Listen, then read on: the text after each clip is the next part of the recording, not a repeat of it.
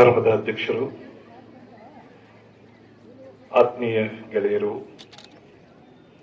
ಬೆಂಗಳೂರು ಉತ್ತರ ವಿಶ್ವವಿದ್ಯಾನಿಲಯದ ಗೌರವಾರ್ಹ ಕುಲಪತಿಗಳೂ ಆದ ಸನ್ಮಾನ್ಯ ಡಾಕ್ಟರ್ ನಿರಂಜನ್ ವಾನಳ್ಳಿಯವರೇ,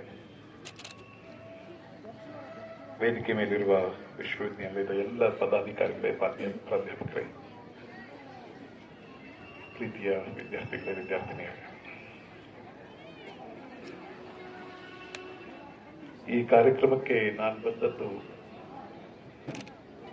ನಿಜವಾಗಿಯೂ ನಿರಂಜನ್ ಅವ್ರ ಜೊತೆ ಸ್ವಲ್ಪ ಹೊತ್ತಿರೋದು ಮತ್ತು ಈ ವಿಶ್ವವಿದ್ಯಾನಿಲಯ ಹೇಗಿದೆ ಅಂತ ನೋಡ್ಕೊಂಡು ಹೋಗೋದು, ಅದೇ ಕಾರಣ.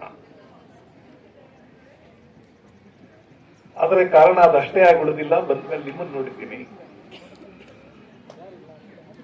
ನನಗೆ ಅರೆನಿದ್ದೆಯಲ್ಲೂ ಮಧ್ಯರಾತ್ರಿಯಲ್ಲಿ ಯಾವಾಗ ಎಬ್ಬಸ್ ಕೇಳಿದ್ರು ನಾನು ಮೇಷ್ಟ್ರಾದ್ರಿಂದ ವಿದ್ಯಾರ್ಥಿಗಳಿಗೆ ಹೇಳೋಕೇನೋ ಇರುತ್ತೆ, ಮಕ್ಕಳಿಗೆ ಏನಾದ್ರೂ ಹೇಳ್ತಾ ಇರಬೇಕು ಅಂತ.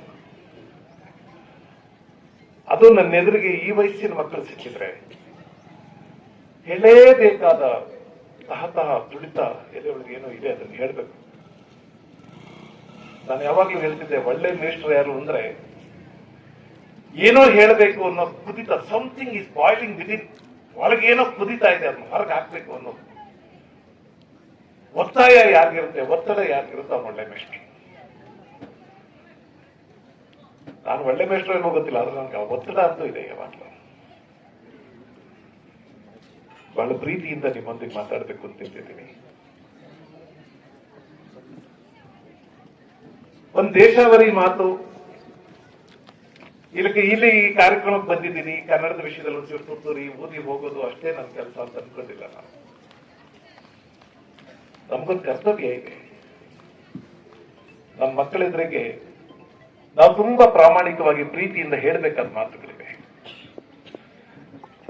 ಮೇಲ್ನೋಟಕ್ಕೆ ತುಂಟ್ರು ತರಲೆಗಳು ಅಂತ ಕಾಣಿಸೋ ಹುಡುಗರು ಅಂತರಂಗದಲ್ಲಿ ಇನ್ನೂ ಶುದ್ಧವಾಗಿದ್ದಾರೆ ಅಂತ ನನ್ನ ನಂಬಿಕೆ. ಅದು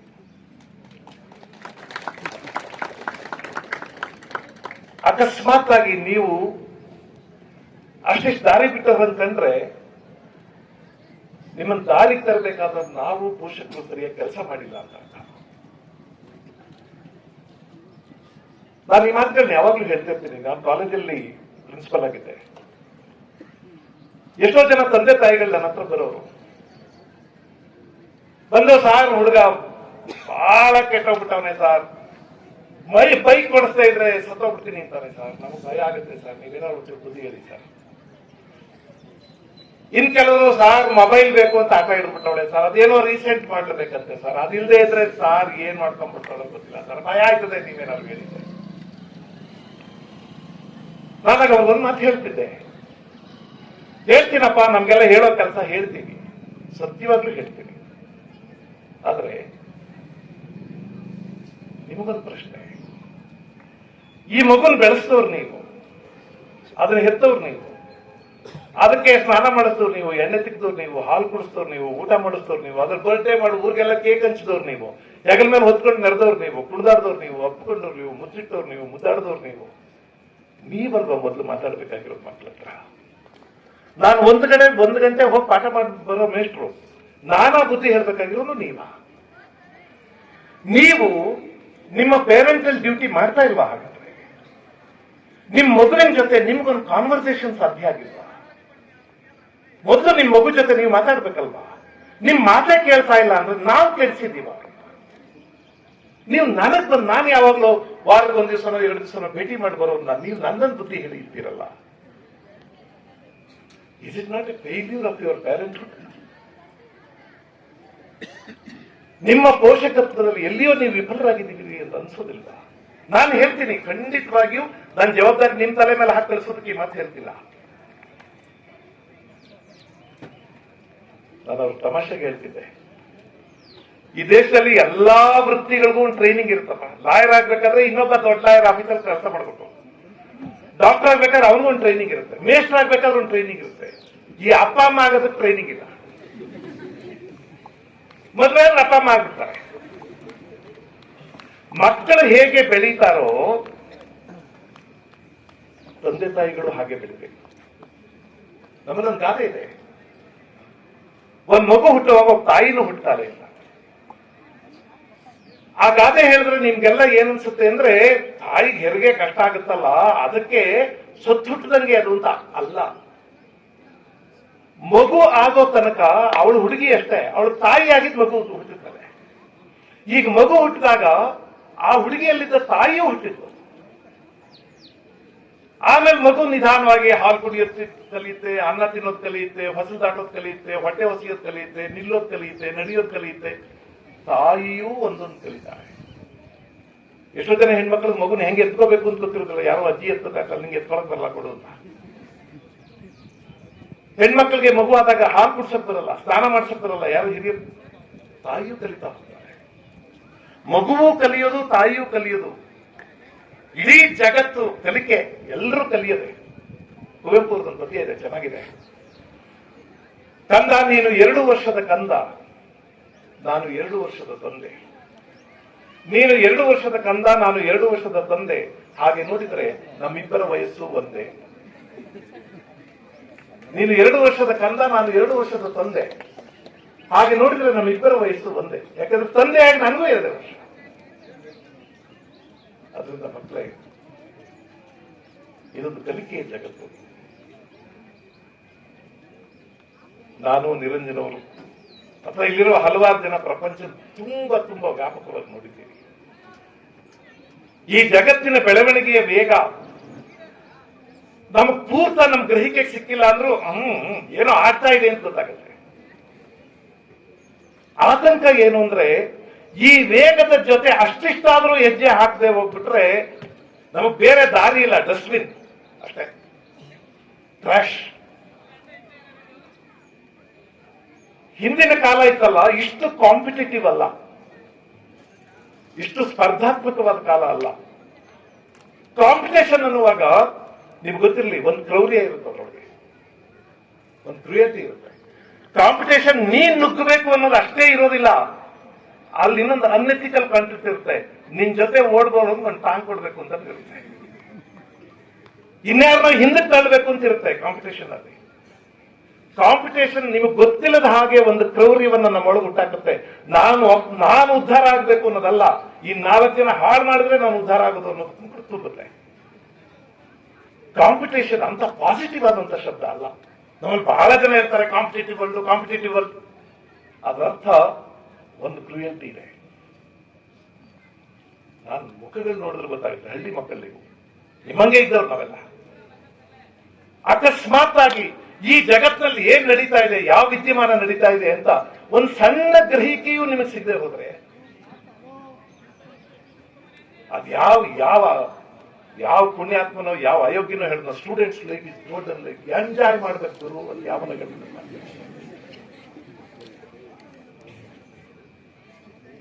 ಯಾರಾದ್ರೂ ಈ ವಯಸ್ಸಿನಲ್ಲಿ ಈಗ ನಾವು ಸಂತೋಷವಾಗಿರ್ಬೇಕು ಅಂತ ಯೋಚನೆ ಮಾಡಿಬಿಟ್ರೆ, ಮುಂದಿನ ಜಗತ್ತಿದೆಯಲ್ಲ ತುಂಬಾ ಕ್ರೂರವಾದ ಜಗತ್ತು.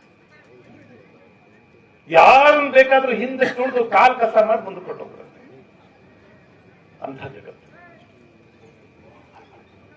ನಾನು ಐ ಸ್ವೇರ್, ದೈವ ಸಾಕ್ಷಿಯಾಗೂ ಹೇಳ್ತಿದ್ದೀನಿ, ಹೊಗಳ್ತಾ ಇಲ್ಲ. ನನಗೆ ಗೊತ್ತಿರೋ ನಿಮ್ಮ ಕುಲಪತಿಗಳು, if he cannot be your role model, none else you can take as role model. ನಾನು ಅವರನ್ನ, ನನಗೆ ಕಿರಿಯರವರು, ಆವಾಗಿಂದು ಗಮನಿಸಿರೋದು ಪ್ರಯತ್ನ, ಪರಿಶ್ರಮ ಮತ್ತು ಶ್ರದ್ಧೆ. ಅದರ ಆಕಾರ ರೂಪ ನಿರಂಜನ್ ಮಾನವಿ.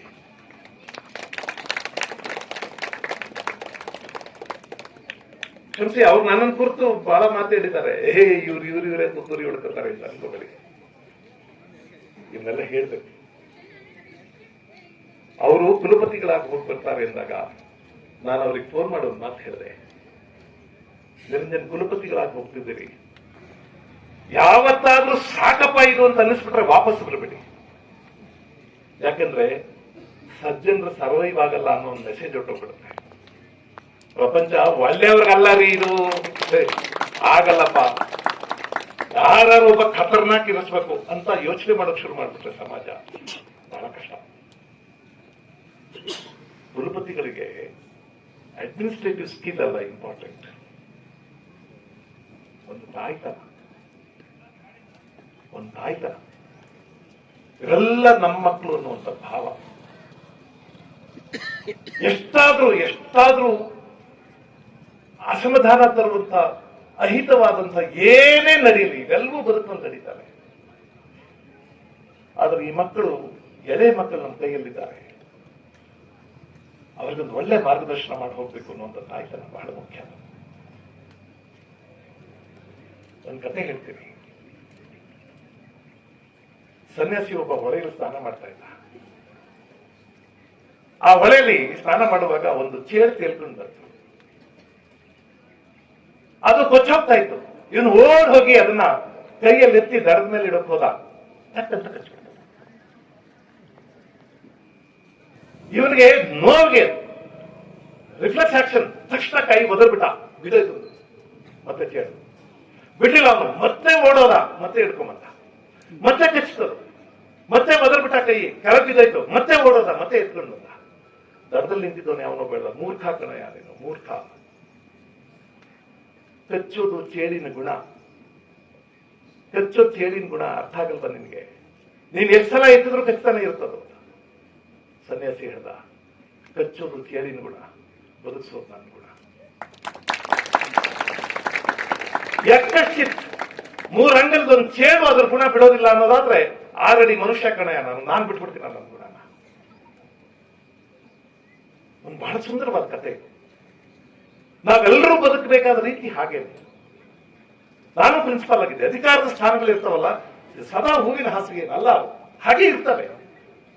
ಇಲ್ಲಿ ಬಂದ ಕುಲಪತಿಗಳು, ಬರುವ ಕುಲಪತಿಗಳು ಎಲ್ಲರೂ ಇಲ್ಲಿ ನಾನು ಅನುಭವಿಸ್ಬೇಕು ಇರುತ್ತೆ.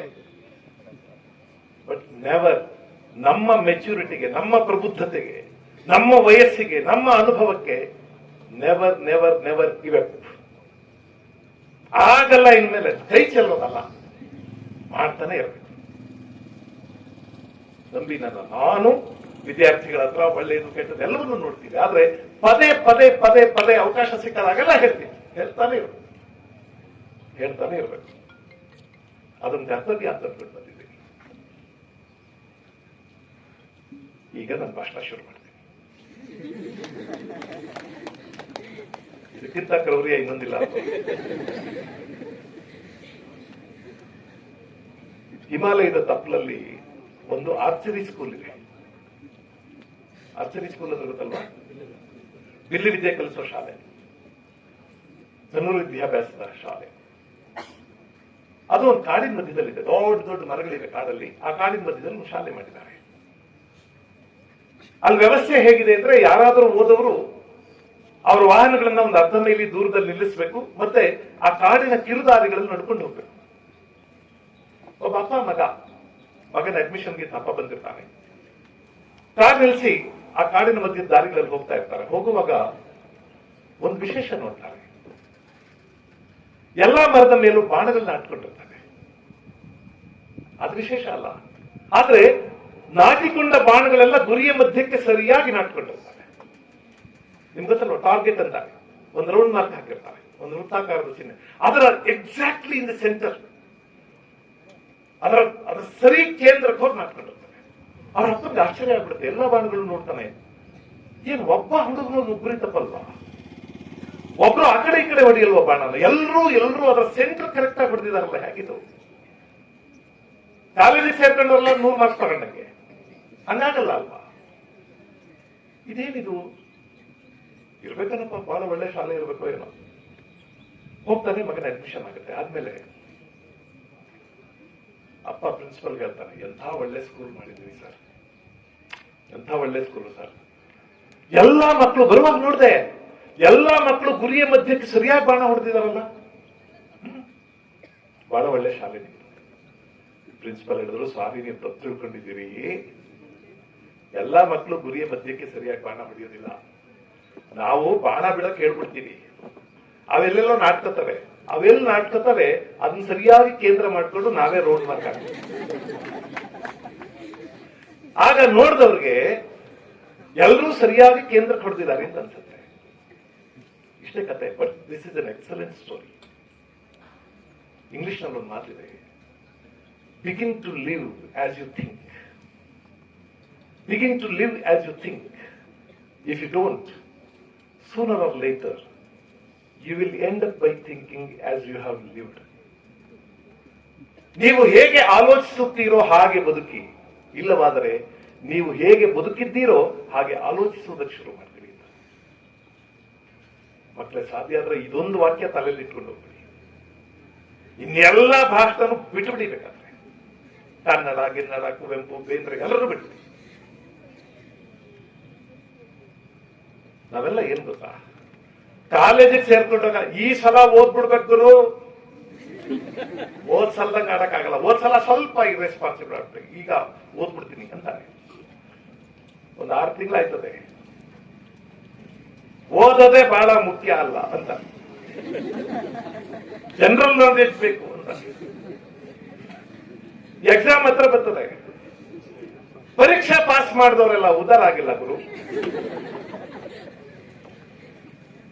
ನೀವು ಏನನ್ನ ಆಲೋಚಿಸುತ್ತೀರೋ ಹಾಗೆ ಬದುಕುವುದಕ್ಕೆ ಸಾಧ್ಯ ಆಗದೆ ಇದ್ರೆ, ಹೇಗೆ ಬದುಕಿದ್ದೀರೋ ಹಾಗೆ ಆಲೋಚಿಸುವುದಕ್ಕೆ ಶುರು ಮಾಡ್ತೀರಿ. That is the dangerous thing for any society. ನಾನು ದುಷ್ಟ ಅಂತ ನನಗೆ ಗೊತ್ತಿರುತ್ತೆ, ಅದನ್ನ ಸಮರ್ಥಿಸಿಕೊಳ್ಳುವಷ್ಟು ದೂರ ಆಗ್ಬಾರ್ದು. ನಾನು ರಾಜ್ಯೋತ್ಸವ ಭಾಷಣ ಮಾಡ್ತೀನಿ, ಅದಕ್ಕೆ ಮುಂಚೆ ಒಂದಿಷ್ಟು ಮಾತು ಹೇಳ್ಬೇಕು. ಮಕ್ಕಳೇ, ಇವತ್ತಿನ ಜಗತ್ತು ಅವಕಾಶಗಳ ಸ್ಪರ್ಧೆ ಆಗುತ್ತೆ. If you determine today now, you can become anything you want. ಏನ್ ನಾಳೆ ನೋಡೋಣ ಅಂದ್ರೆ ನಾಳೆ ಆಗಲ್ಲ. ಈಗ ನಾನು ಏನಾದ್ರೂ ಮಾಡಬೇಕು ಅಂತ ಅನ್ಕೊಂಡ್ರೆ ಮಾಡಬಹುದು. ಈ ಜಗತ್ತು ಏನ್ ಬೇಕಾದ್ರೂ ತೋರಿಸುತ್ತೆ. ಈ ಮಾಹಿತಿ ನಿಮ್ಗೆ ಹೇಳ್ಬೇಕು. ಮೊನ್ನೆ ನಾನು ಪೀಣ್ಯ ಇಂಡಸ್ಟ್ರಿಯಲ್ ಏರಿಯಾಗೆ ಹೋಗಿದ್ದೆ ಬೆಂಗಳೂರಿನಲ್ಲಿ. ಇಂಡಿಯಾ ದೇಶದ ಅತ್ಯಂತ ದೊಡ್ಡ ಕೈಗಾರಿಕಾ ಪ್ರದೇಶ ಮತ್ತು ಏಷ್ಯಾದಲ್ಲಿ 2ನೇ ದೊಡ್ಡ ಕೈಗಾರಿಕಾ ಪ್ರದೇಶ. ನಾವು ವೇದಿಕೆ ಮೇಲೆ ಆಡ್ತಿರೋ ಮಾತು ಬೇರೆ, ವಾಸ್ತವ ಬೇರೆ. ಈ ದೇಶದಲ್ಲಿ ಕೆಲಸ ಸಿಗ್ತಾ ಇಲ್ಲ, ನಿರುದ್ಯೋಗಿಗಳು ಬೇಕಾದಷ್ಟು ಜನ ಅವರೇ ಅಂತ ಕತೆ ಬಿಡ್ತೀವಲ್ವಾ, ನಾವು ಅದನ್ನು ನಂಬ್ಕೋತೀವಲ್ವಾ. ನೀವು ಎಲ್ಲಿಯಾದ್ರೂ ಹೋಗಿ ಗಾರೆ ಕೆಲಸ ಮಾಡಕ್ಕೆ ಜನ ಸಿಗಲ್ಲ, ಬೇಸಾಯಕ್ಕೆ ಜನ ಸಿಗಲ್ಲ, ಅರ್ಗ ಸಿಗಲ್ಲ. ಎಲ್ಲೂ ಟೈಲರ್ ಬಟ್ಟೆ ಕೊಡಿ, ಹುಡುಗರೇ ಇಲ್ಲ ಸರ್ ಅಂತಾರೆ. ಯಾರಿಗಾರು ಕೇಟರಿಂಗ್ ಮಾಡಕ್ ಹೇಳಿ, ಯಾರು ಕೆಲಸದವ್ರು ಬಂದಿಲ್ಲ ಸರ್ ಅಂತಾರೆ. ಆದ್ರೆ ನಿರುದ್ಯೋಗ ಇದೆ ಈ ದೇಶದಲ್ಲಿ, ನಿರುದ್ಯೋಗ ಇದೆ ದೇಶದಲ್ಲಿ. ಯಾವ್ದು ಸತ್ಯ? ಇಂಡಸ್ಟ್ರಿಯಲ್ ಏರಿಯಾ ಹೋದಾಗ ಹೇಳಿದ್ರು 10,500 small and micro scale industries ಇವೆ. ಅದರಲ್ಲಿ 10,500 ಇಂಡಸ್ಟ್ರೀಸ್.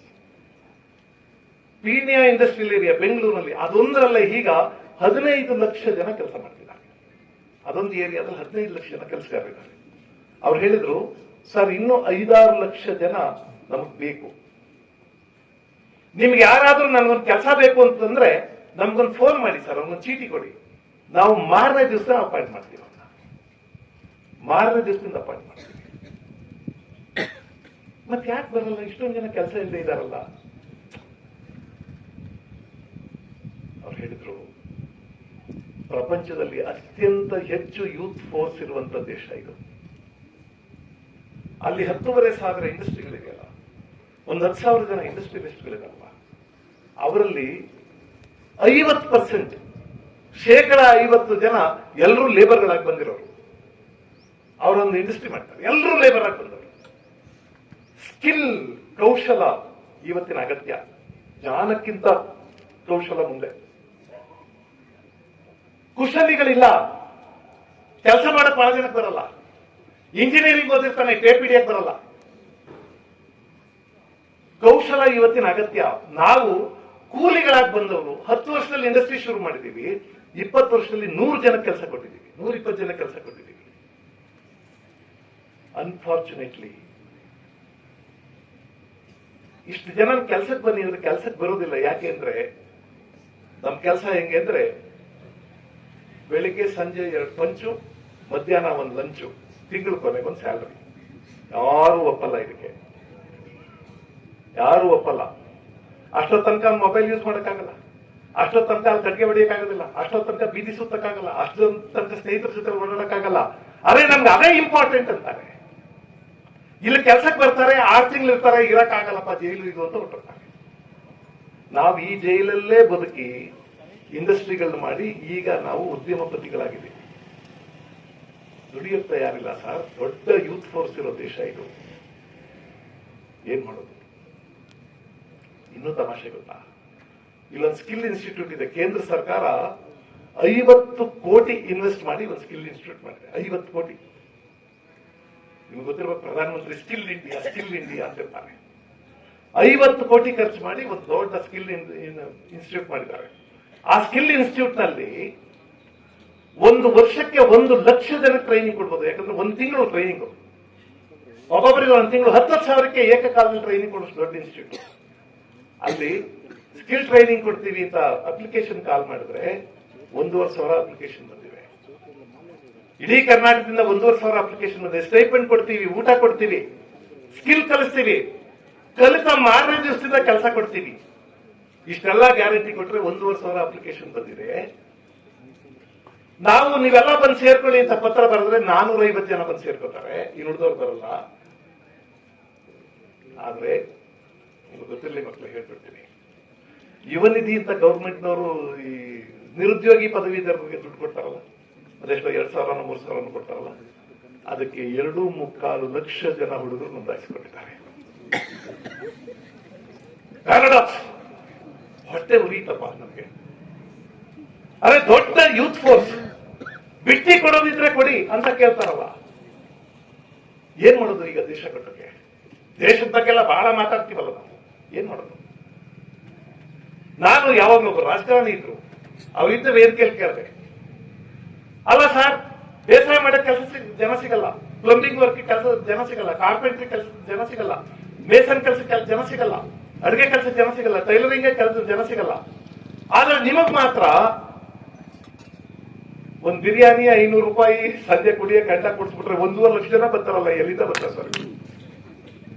ಭಾಷಣ ಮಾಡ್ತೀವಿ ಅಂದ್ರೆ 1.5 ಲಕ್ಷ ಜನ ಬರ್ತಾರಲ್ಲ ಇವರು. ಎಲ್ಲ ಹಳ್ಳಿಗಳಿಂದ 300 ಕಿಲೋಮೀಟರ್ ಬಸ್ ಹಚ್ಕೊಂಡ್ರು ಹೋಯ್ತಾರೆ. 500 ಬಿರಿಯಾನಿ ಸಂಜೆ ಗಂಟ. ಏನ್ ದೇಶ ಸರ್ ಇದು? ನಮ್ಮ ದೇಶ ಗ್ರೇಟ್ ಅಂತ ಇರ್ಲಿ, ಅವೆಲ್ಲ ಮಾತಾಡೋಣ.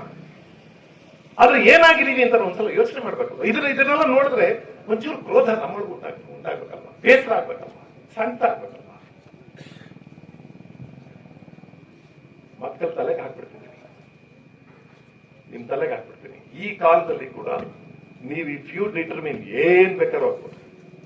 ಮೊನ್ನೆ ಮೈಸೂರಿನಲ್ಲಿ ನಾನು ಕಾರ್ತಿಕ್ ಅನ್ನೋ ಒಬ್ಬ ಹುಡುಗನ ಭೇಟಿ ಮಾಡಿದೆ. ಸರ್ ನಿಮ್ಗೆ ಫೋನ್ ನಂಬರ್ ಕೊಡ್ತೀನಿ, ನೀವು ಮಾತಾಡ್ಬೇಕು. ಕಾರ್ತಿಕ್ ಅಂತ ಹುಡುಗ, ಅವನು ಸರ್ಕಾರಿ ಕೆಲಸಕ್ಕೆ ಸೇರ್ಕೊ, ಬಿಕಾಮ್ ಮಾಡಿದ ಹುಡುಗ, ಸರ್ಕಾರಿ ಕೆಲಸಕ್ಕೆ ಸೇರ್ಕೊ ಅಂತ ಅವ್ರ ಅಪ್ಪ ಅಮ್ಮ ಒತ್ತಾಯ ಮಾಡ್ತಾರೆ. ನಾನು ಸರ್ಕಾರಿ ಕೆಲಸಕ್ಕೆ ಸೇರ್ಕೊಳ್ಳಲ್ಲ, ನಾನೇ ಏನಾದ್ರೂ ಮಾಡ್ತೀನಿ ಅಂತ ಮನೆಯಿಂದ ಹೊರಗೆ ಬಂದು ATM ನಲ್ಲಿ ಸೆಕ್ಯೂರಿಟಿ ಗಾರ್ಡ್ ಕೆಲಸಕ್ಕೆ ಸೇರ್ಕೊಂಡ. ಅದನ್ನ ಬಿಟ್ಟು ಕೊರಿಯರ್ ಬಾಯ್ ಆಗಿ ಕೆಲಸಕ್ಕೆ ಸೇರ್ಕೊಂಡ. ಅವನು ATM ಬಾಯ್ ಆಗಿ, ATM ಸೆಕ್ಯೂರಿಟಿ ಗಾರ್ಡ್ ಆಗಿ ಕೆಲಸಕ್ಕೆ ಸೇರ್ಕೊಂಡು 12 ವರ್ಷ ಆಗಿದೆ. ಈಗ ಅವನು ಮೈಸೂರಿನಲ್ಲಿ ಒಂದು ಸಮೃದ್ಧಿ ಗ್ರೂಪ್ ಅಂತ ಒಂದು ಕಂಪನಿ ಮಾಡಿದ್ದಾನೆ. 320 ಜನ ಕೆಲಸ ಮಾಡ್ತಿದ್ದಾರೆ. ಒಂದು ಸ್ಪ್ಯಾನ್ ಆಫ್ 12 ಇಯರ್ಸ್, 12 ವರ್ಷದಲ್ಲಿ 320 ಜನ ಕೆಲಸ ಮಾಡ್ತಿದ್ದಾರೆ. ಏನ್ ಮಿರಾಕಲ್ ಮಾಡಿದಪ್ಪ ನೀನು. ಮೊನ್ನೆ ದಸರಾಕ್ಕೆ ಅವನೊಬ್ಬ ಸ್ಪಾನ್ಸರ್, 12 ವರ್ಷದ ಹಿಂದೆ ಸೆಕ್ಯೂರಿಟಿ ಗಾರ್ಡ್, ಕೊರಿಯರ್ ಬಾಯ್. ನನಗೆ ಈ ದೇಶ ನಾನು ಬದುಕಬೇಕು ಅನ್ನೋರಿಗೆ ನಾನು ಅಲ್ಲಿ ಹೇಳಿದೆ ಇದೇ ಮಾತು. ಇವತ್ತು ಹೇಳಿದ್ನಲ್ಲ, ಏನೋ ಕುದೀತಾ ಇದೆ ನನ್ನ ಒಳಗೆ ಅಂದೇ ಇದ್ರೆ ಯುವಕ ಅಲ್ಲರಿ ಅಂದ್ರೆ ಅವನು ಹೇಳ್ದ, ನಾನು ಕಾದ ಬಂಡೆ ಇನ್ನೂ ತಣ್ಣಗಾಗಿಲ್ಲ ಅಂತ. ನಾನು ಕಾದಿರೋ ಬಂಡೆಗಳು ಬೇಗ ತಣ್ಣಗಾಗಲ್ಲ. ಈ ಬಂಡೆಗಳು ಕಾದ್ರೆ ರಾತ್ರಿ ಎಲ್ಲ ತಣ್ಣಗಾದ್ರೂ ಅವು ತಣ್ಣಗಾಗುವಷ್ಟೊತ್ತಿಗೆ ಬೆಳಗಿನ ಜಾವ ಆಗ್ಬಿಡುತ್ತೆ, ಮತ್ತೆ ಬಿಸಿಲು ಬಂದ್ಬಿಡುತ್ತೆ, ಮತ್ತೆ ಕಾಯ್ತಿರ್ತಾರೆ. ನಾನು ಕಾದಿರುವ ಬಂಡೆ ನಾನು ಇನ್ನೂ ತಣ್ಣಗಾಗಿಲ್ಲ ಅಂತ. ಕನ್ನಡ ರಾಜ್ಯೋತ್ಸವ ಭಾಷಣ ಮಾಡಕ್ ಬಂದು ಇದೆಲ್ಲ ಯಾಕೆ ಹೇಳ್ತಿದ್ದೀನಿ ಅಂದ್ರೆ, ಕನ್ನಡ ಉದ್ಧಾರ ಆಗೋದು ಅಂದ್ರೆ ಕವಿಗಳು ಸಿನಿಮಾದವರು ಚೆನ್ನಾಗಿ ಬರೆಯೋದು, ಚೆನ್ನಾಗಿ ಸಿನಿಮಾ ಮಾಡಿಬಿಟ್ರೆ ಕನ್ನಡ ಬೆಳೀತು ಅಂತಲ್ಲ. ಇದೊಂದು ಅಂಗ ಅಷ್ಟೇ. ನಮ್ಮಲ್ಲೆಲ್ಲ ಹೆಂಗ್ ಅನ್ಕೊಂಡಿದ್ದಾರೆ, ಕನ್ನಡ ರಾಜ್ಯೋತ್ಸವರು ಎಲ್ಲ ಕನ್ನಡ ಡಿಪಾರ್ಟ್ಮೆಂಟ್ ಅವ್ರು ಮಾಡ್ರಿ ಇಲ್ಲ. ಅಂದ್ರೆ ನಮ್ಗೆ ಯಾರಿಗೂ ಸಂಬಂಧ ಇಲ್ಲ. ಜುವಾಲಜಿ ಅವ್ರಿಗೆ, ಬಾಟ್ನಿ ಅವ್ರಿಗೆ, ಸೋಷಿಯಾಲಜಿ ಅವ್ರಿಗೆ ನಮ್ಮ ಕನ್ನಡ ಸಂಬಂಧ, ಕನ್ನಡ ಡಿಪಾರ್ಟ್ಮೆಂಟ್ ಅವರು. ಅವನು ಸಿನಿಮಾದವನು ಒಬ್ಬನ ಕರ್ಕೊಂಡ್ ಬರೋದು, ಅವನು ಹುಟ್ಟಿದ್ದಾರೆ ಕನ್ನಡ ನಾಡಲು ಹುಟ್ಟಿದ್ದಾರೆ ಗುರುತು ನಾನು ಹೇಳ್ಬಿಟ್ರೆ ಅವಾಗ ಎಲ್ಲ ಕನ್ನಡ ಚೆನ್ನಾಗಿ ಮಾಡ್ಬಿಟ್ವಿ ಸರ್. ಅದಲ್ಲ, ನಿಮ್ಗೆ ಪ್ರಾಜೆಕ್ಟ್ ಟೈಗರ್ ಅಂತ ಒಂದು ಸ್ಕೀಮ್ ಇದೆ, ಹುಲಿ ಸಂರಕ್ಷಣಾ ಯೋಜನೆ ಅಂತ. ಹುಲಿ ಸಂರಕ್ಷಣಾ ಯೋಜನೆ ಅಂದ್ರೆ ಹುಲಿಗಳನ್ನೆಲ್ಲ ಕಾಪಾಡೋದು ಅಂತ ಅದ್ರ ಅರ್ಥ ಅಲ್ವಾ? ಆದ್ರೆ ನಿಜವಾಗಿ ಬರೀ ಹುಲಿಗಳನ್ನ ಕರ್ಕೊಂಡು ಬಂದು ಅವಾಗ ಮಾಂಸ ಗಿಂಸ ಹಾಕ್ಬಿಟ್ರೆ ಹುಲಿ ಕಾಪಾಡ್ದಂಗಲ್ಲ.